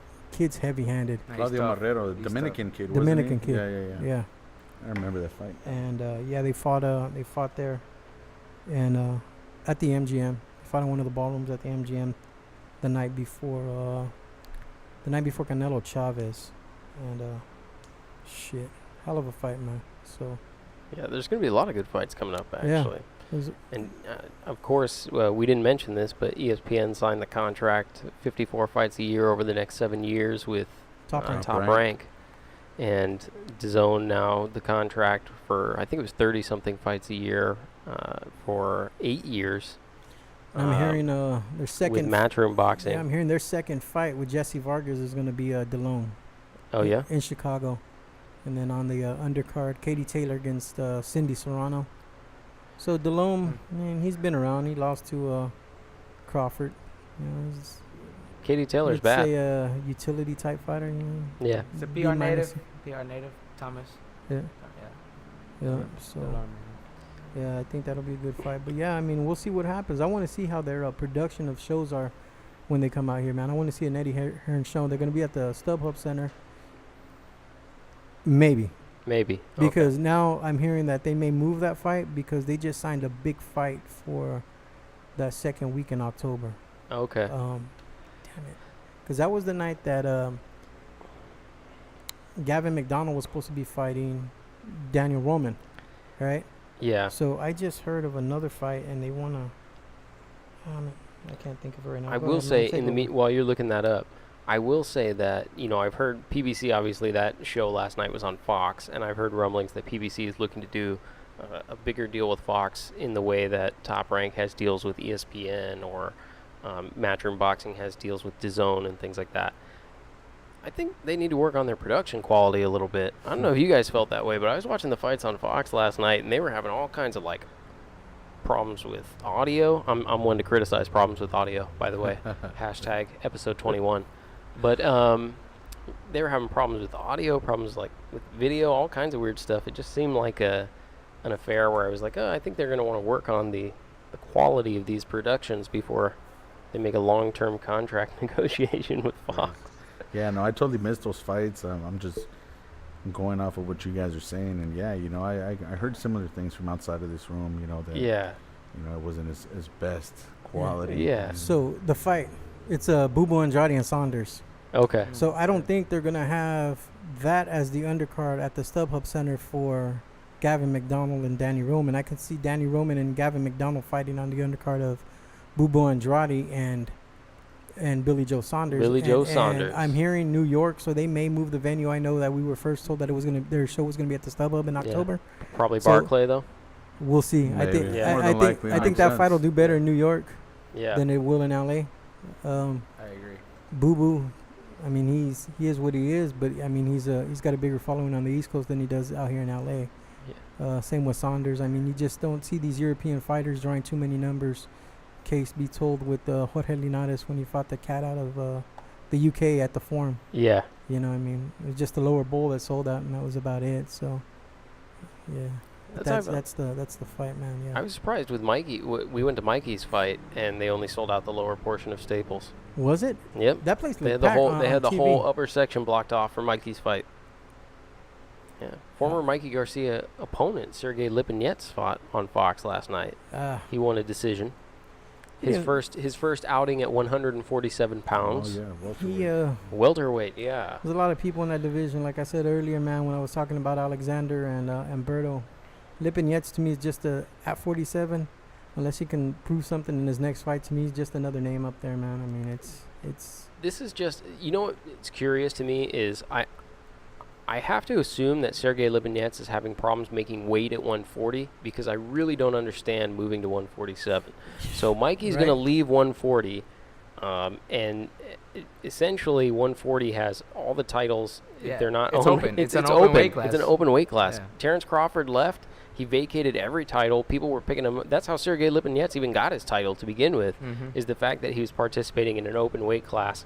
I'm not sure I understand jumping straight to 147 without the big money fights, right? Because it's not like he's gonna go fight Bud Crawford right now or something like that. So, I'm not sure what the rationale is behind the decision, unless I think maybe it's like set up a something where he's gonna go back down, or unless he's really struggling to make weight at 140. Well, what the first thing that came to my mind with him when they announced that he was fighting at 47 was a matchup with Spence. Just to test Spence to see where he's at on the same level as Mikey, especially with all the Mikey talk going around between Garcia and Spence. You throw Spence in there with Sergey Lipinets. Lipinets at the end of the year, and you use it as a measuring stick of let's see how Mikey beat him and let's see how Earl beats him. And I'm not saying that Earl doesn't have the confidence at 47 to beat Mikey up. I mean, but I just think that that's a Heyman move. That's the first thing when I heard, okay, he's at 47. The first thing that popped in my mind, be ready for a fall matchup between Earl Spence and Lipinets, especially with both and of them just being like PBC fighters. watch Berto end up fighting Thurman. I'm calling it right now. Yeah, that fight Speaking makes of sense to me. Heyman moves, because I heard that the winner of Alexander and Berto would get Keith Thurman. Yeah. And it's just, he's just mentioning Heyman moves. I Yeah. see it all the way. They were saying they're going to stay in-house, PBC. Exactly. PBC, yeah. The way that PBC and Fox played it up, they were saying, like, hey, the winner of this fight is going to be in title contention. And I was like, I don't see it. I don't understand how It's not Andre a title Berto or Devon eliminator. Alexander. These but guys just came out of nowhere. yeah, you know? Just like, throwing it out there Yeah, and see, yeah. they were draw like, the crowd. the or winner whatever. the winner of this next fight is going to be up for a title. The only thing I can see, though, is going against Keith Thurman because he's been out for so long. He's going to come back. He's Yeah. going to want to fight with a legit opponent who Yeah. has some experience. He doesn't have the belt anymore. So it totally makes sense to have him as I hate to call Andre Berto a tune-up, but have him as a tune-up fight for Keith Thurman before he goes in to compete for titles against the likes of, Sean Porter, Danny Garcia, And that's what Bud Crawford. That's what I was telling Sergio on the way in. Berto's still a name, man. People know Andre. Exactly, People know yeah. Andre Berto. You put a fights in the Barclays Center, they know who Andre Berto is. He's got that big Haitian community behind him. He's got the African American community behind him. So I mean, he got the win, man. I don't know. And He's a name. And he fought Mayweather, so a lot Yeah. of people go back and like, wait a minute, this guy fought Yeah, Mayweather. exactly. So I mean, we're talking about a pay-per-view with the the biggest star in He's boxing. an established name already. Yeah, he's so already. and then his chin is suspect. Berto? So, yeah. So I mean, he's been dropped a few times, man. Oh, he's been dropped like 11 times in his career or something Yeah, like that. So I But mean, for Thurman, who's always been a real heavy-handed puncher, yeah. it's gonna test that surgery he had on his elbow, man. So I don't think I've ever shared this story about Keith Thurman, but the first time I ever saw Keith Thurman was a 4-round untelevised undercard at Staples Center, and he was dropped with the first shot in the fight. Oh, So wow. Keith Thurman came out and he literally took a shot straight off the back and went down, right? And he got up and proceeded to whip that guy's ass, right? Like stop the guy. Like he beat that dude down, something awful. But I still remember the very first time I ever saw him, untelevised undercard 4-rounder, first punch thrown in the fight, Keith Thurman got floored. Yeah. It's crazy. I met And him. now he's like I met him in Ontario. he was the WBC welterweight champion of the world. Yeah, I met him in Ontario. He didn't fight. He was just walking around. He looked like a light-skinned black Jesus. He had his hair all out and was rocking his Kumo D glasses and his chanclas and his Levi's and a Bob Marley shirt. I'm He like, was chilling, man. I He thought he didn't was- have to work. I thought he was a connect, bro. I thought he was gonna bust out the bud, man. Whoa. Just saying. If you want to know where to get the drugs, though, talk to this guy. He has to go through some shady Oh, channels, man, he yeah, said. right. He has to go through some shady you're gonna have channels. the Not commi- those hey, kind of drugs, though. The commission gonna be on your ass now, bro. See? Hey, No, no, I'm just I kidding. mean, that, and again, I wish there was a way that the commission can get that right because, in essence, they're trying to get you to do the right thing, but they're tying your hands in essence because they know what you have to go through as a cut man or a trainer to get these medications. I mean, there's a ringside physician. I'd be perfectly okay with this. The ringside physician brings out 2 bottles of epinephrine for every fucking fight. There you go. Excuse my language. Every fucking fight, you bring out 2 bottles of epi, one for the blue corner, one for the red corner. At the end of the day, bring me those bottles back in when we're done with the event. And nobody has to For go through future it. fights. Yeah, yeah. Well, I mean, you want to keep it. You want to keep it right. You want to keep it clean. I feel like as a cut man, and again, I'm not the only one, but I will be the one that puts it out there. I feel like I'm being forced to do some illegal actions to make sure that my fighters are taken care of. You're not supposed to admit that on video, by the way. I don't mind doing it. Hey, like I said, it's about my fighters. It's about my fighters, and I'm going to do whatever it takes to make sure that my fighters are taken care of, whether it's illegal or not. He's a real one. That's it. And Whether it's not it's- necessarily illegal actions with the fighter. Yeah, I was going to Yeah, say. yeah, Okay. yeah, exactly. It's- Thanks for clarifying it's- that. I was It's about, the illegal tools I was that gonna he's say. that he's That I'm procuring. using, yeah. That he's procuring. For those listening to the podcast, I had a head tilt on that one for a minute. I was like, huh? Mm. All right. Yeah. No, it's not. He's not giving these fighters any extra help in the ring. No, nothing. And he's like just that. trying to cut. He's just trying to stop some blood Trying to from. fix them. Trying to Say, fix man, them. put a little Yeah. salt in the wound. You don't do any of that Panama Lewis stuff or anything no, like no, that? No, nothing like that. No assault in the ring No. type of. How about? I don't mean to joke about that. How about carne asada, bro? What you know about that? Oh, I know a lot about carne asada. Just, hey, How about Mexican carne slap it asada? on there, you know? Clenbuterol. So I'm so now, lost. as a cut man, as somebody with that background in medicine, man, is that a bullshit story, man? Straight up, man. What are your? Give me your opinion, and no, not your opinion. Give me the facts. Is that The a bullshit? facts. Is that a Look, bullshit story look, about I am, about I the am meat? not a Take it on, subject. I am not a subject matter expert on that. My opinion, just so I can get the heat off of me. Give us the facts. Let us know. my Just the opinion- facts, Just the goddamn facts, it. man. My opinion, if I have that much money, if I'm that high up in the food chain, I'm gonna make sure that I have nothing but the prime cuts. You know, so I'm just saying. You know, you don't You know. know, because I've eaten carne asada at some of Canelo's workouts, bro. In And- San Diego, and they put that big and you're taco yoked truck. now, See that right? sh- See, I'm It's got to telling be you. the meat, bro. It's gotta be. It's gotta be. Oh man. You're golden boy. I ain't even gonna ask you. I'm Yeah. leaving you out No of this comment. conversation, There you go. brother. No No comment. comment. I'm Stay staying out of I'm it. staying out. Stay of Okay, it. man. I'm staying out. What I will ask you, man, with that big fight coming up between Canelo and Triple G, who do you got, man? I know G's your boy, and Canelo's your stablemate. The real winner in that fight, the fans. The fans. Man, Man, Did he you just practice that? You Slid it. He knew, man. Great think- answer. Dude, hold on. You know how many people have asked me this? Does honestly? Golden Boy hand out a cheat sheet of like answers? Here, you're They're gonna like, be on "Here, the just in show, case you man. gotta- You better answer like this, damn it. If someone asks you this, The here it fans is. win that fight. It's gonna be a great fight. That's Everyone a tune very, in. very political and correct answer. Yeah. Very good. We are gonna win. No, I agree. Of course, man. Definitely. It's gonna be good. I think there'll be some good fights on there. I know they On the just undercards? confirmed David Lemieux against Spike. I told Spike you, bro. O'Sullivan, O'Sullivan. man. So I talked to I'm, Spike, I'm man. excited for that I fight. told him 3 weeks ago. I said, man, I talked to Spike. Spike said he's fighting David Lemieux, Yeah. and it came out, man. So that fight Lemieux and Spike O'Sullivan. Yeah. That'll be cool. Chocolatito will be on the card. That's what they say. I just got word that Clarissa Shields may be, or if not, has vacated her title at super middleweight to go down to fight Hammer. I know she's been fighting at 160, so you may have Mari Cornejo fighting for a WBC title that night, if not the Thursday before. The Friday before, you got Antonio Orozco and Jose Ramirez. You also have Jerwin and Cajas on that card in Fresno. Man, if that wasn't so much of a turnaround, plus the Boxing Expo, my ass would probably be in Fresno. Give me a room for a couple nights and then just Right. watch the Canelo fight on TV. But man, I gotta be in Vegas. Think I'll hit Vegas probably Wednesday night, man. So Thursday they have fights. So Wednesday we'll have the weigh-ins for the Thursday night fights. Thursday you have fights. You'll have the last presser. Friday you'll have the weigh-ins. And Saturday the main fight. And you'll probably have a big weekend, like some type of fan expo going on all weekend. DJ Ray will probably be DJing some club. Who'd he open up for last?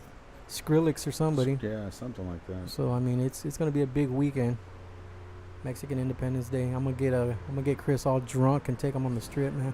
That's unlikely. You ain't gonna drink, man? That's unlikely. No. Sometimes I do. Sometimes. Yeah. And then we'll do a podcast live from the strip, bro. Drunk. Drunk. Yeah. Drunk live from the strip. No. Oh, she's saying no over there, but She's saying. not drunk live from the So- strip. Just drunk, but we won't be live on the strip. We'll do it from somewhere else. You know, I know you got a busy schedule, man. So, though the 15th, we are going to be having a booth at the Boxing Expo. We have Gabriel Flores already confirmed. We have Jesse Vargas confirmed. We have Teofimo Lopez. So if you want to come by the booth, man, sign autographs, That's the take 15th pictures with the of this fan. month. The 15th of September. Oh, September. Okay. It's the day of the Canelo Triple G fight at the Las Vegas Convention Center. You're more than welcome to hit up our booth, man. You can join us there. I appreciate We'll have a that. booth there, man. So Thank you. sounds Yep. like good times. And if you haven't already, make sure to follow us on Facebook, Instagram, YouTube. I think that's it. Yeah, Did thank I- you to did I the share fans, anything man. else? We've just Yeah. 10,000 followers on YouTube, so that's Yeah. a big Yeah. man. So And thank you guys for being so chatty today. I appreciate it. I like all the extra questions. that's good, man. Yeah, I didn't. Yeah. You know, he's got the computer in front of him. So I I'm the really only didn't one with a look in. computer. Yeah. So That way I stay in control. No, I'm just kidding. yeah, but thank you guys for tuning in. If you guys have questions during the week, you can hit us up on Facebook as well. We have our new Facebook, the Beat the Count Facebook, man. If there's fighters that you want to see, if there's people from the boxing community that you want to have in here on the show, man, let us know, and I'll try my best to get them on the show, man. But we want to talk to everybody, man. Today we had a cut man, an Army medic. You know, we have undefeated fighters. We've had people that make mouthpieces on the show. Yep. You know, we've Jeff had Dar, mouthpiece guy. Yeah, we've Shout had out. trainers on the show. You know, I know Alex Campovano, the matchmaker for Thompson, supposed to be on the show pretty soon. So if there's somebody that you want to see, let us know. Also, I think we're going to be doing a boxing roundtable before the Canelo Triple G fight, where it's just media in here talking about the fight and what they're, you know, what they think they're going to see, what the outcome's going to be. You know, I honestly think G's going to beat him this time. That's my opinion. I think he'll win, and they'll have a third fight either in May or next year again. And then G can walk away in the sunset after he loses next year. But I think he's going to get the win this year. You really have thought this through and Oh, given yeah, it a man. whole story. Yeah, That's seriously. not even just this fight. It's thought out for the next 3 years of Triple G's career. Yeah. So we'll see. We'll see what happens, man. We should hook you guys up. Let's see if we can get Triple G on here. Man, you know what? I tried, man, but it's too close to the fight, man. I told Luis, come on, dude, tell Abel I'll pay for the food next time at the Mexican restaurant, man, because Abel lives right Hacienda. in the Hacienda, Hacienda, yeah. so he knows, man, right in front of the Hacienda, man. That's after the workouts. That's where we That's hit, the man. spot. Just Did the you spot did you to give hit. him my name though? Give me I'm your just name. kidding. He has no idea who I am. No, he has no clue. I'm sure he doesn't, man. No, he definitely doesn't. Sure, I've seen him fight live several times, 3 times. I think. So you know, we'll have to go watch Triple G. I mean, Lewis training Big Bear, bro. Yeah, we'll have to go up and make sure we go see Lewis work out next time you're up there. We're here with Lewis. Hey G, you mind? No, I'm just kidding. But It'll be all eyes on G. We wouldn't do that to you, man. No, but in all honesty, We'd buy you lunch before. Thank you. Nah. I really appreciate you guys taking the time to come on the show with us. Before we sign off, is there an Instagram, a Facebook, a fight, anything that you guys want to plug? There's the camera right there. You can let them know. Yeah, so August 17th, hopefully, you know, we'll be on that card. We're still waiting on an opponent, but it's looking like August 17th, Indio, California, Fantasy Springs. And you guys could follow me, my career, at Luis_Feliciano. That's on Twitter, Instagram, Facebook. So, yeah, definitely come check my career out. Thanks. Whoa, cops! No, fire trucks. Run. There's Yeah, always run. one. There's always one set of sirens every show. show. Right? It's like a staple of the show to have sirens go by in the background. Awesome. That's awesome. Well, for me, I mean, you know, just stay tuned. Fights, you know, every weekend, so you never know, where you'll find me inside a cage or inside a boxing ring. So on social media, you can follow me on Facebook, Sergio Estrada, Instagram, big_Serge, SERG_Estrada, or on Twitter, big_Serge_Ace. And yeah, stay tuned. Hey, follow me. Give me some likes, some follows. Believe me, this cut man could use them. Cool. Exactly, man. And, you know, if you guys are out there, if you're a young fighter, if you're a fighter coming up in the game, and you need a cut man, you need somebody to properly wrap your hands and work your corner, do not be ashamed to give this man a call, man. Look him up on his social media. Hit him up. He'll work with you, man. If you're hurt, if you're sore, if you need, somebody to do some type of physical therapy with you, man, Serge is the dude, man. Not just because he's my friend, but I've seen him work miracles in that ring, outside of the ring, neck kinks, sore arms, whatever, man. He'll help you out. He'll work with you guys. So don't be ashamed, man. I mean, there was a kid came out of Texas one time. I talked to him, man. I said, look, man, I know you're out here by yourself. My boy will work. He'll do it for free, man. I'll give him $20, man. He'll do it for free. Nah, I don't want nobody. I don't want nobody. He ended up cut. It's the Belasco. Remember the kid from Texas at the weigh-ins? Ended up cut. Couldn't stop his bleeding. They stopped the fight because he couldn't see, man. So, I mean, it's important to have a very good cut man in your corner. I know, and I'm not trying to tell you to step on toes. If you got somebody working for you, man, it is what it is. But if you don't have anybody, you need somebody, there's Serge. And with Lewis, man, make sure to catch him, man. Go out there, support these fighters, these young fighters. These guys come up, man. Someday they'll be world champions. They really appreciate the fans. They appreciate you guys when you go out there. Indio, if you haven't been there, man, Fantasy Springs is a great little spot to watch a fight. Yeah, it is. Real intimate. It's real intimate. It's not big, but it's not small. Holds a few thousand people, so it can get loud as hell in there. They always have Golden Boy always has special people. Meet and greets. They've had Chavez there. They've had Spinks there, Michael Spinks. They've had different people. I think they had Duran there one night, Hopkins there. So they always have people signing autographs. for the fans. It's a nice little drive out to Palm Springs as well, to the Indio area. So, man, get in your car, go out there and support these fighters. All right. Well, that's it for this episode of Beat the Count. Thank you guys very much for joining us, and we will be back next week on Sunday. Appreciate you guys. Thanks. Live audience. Yeah.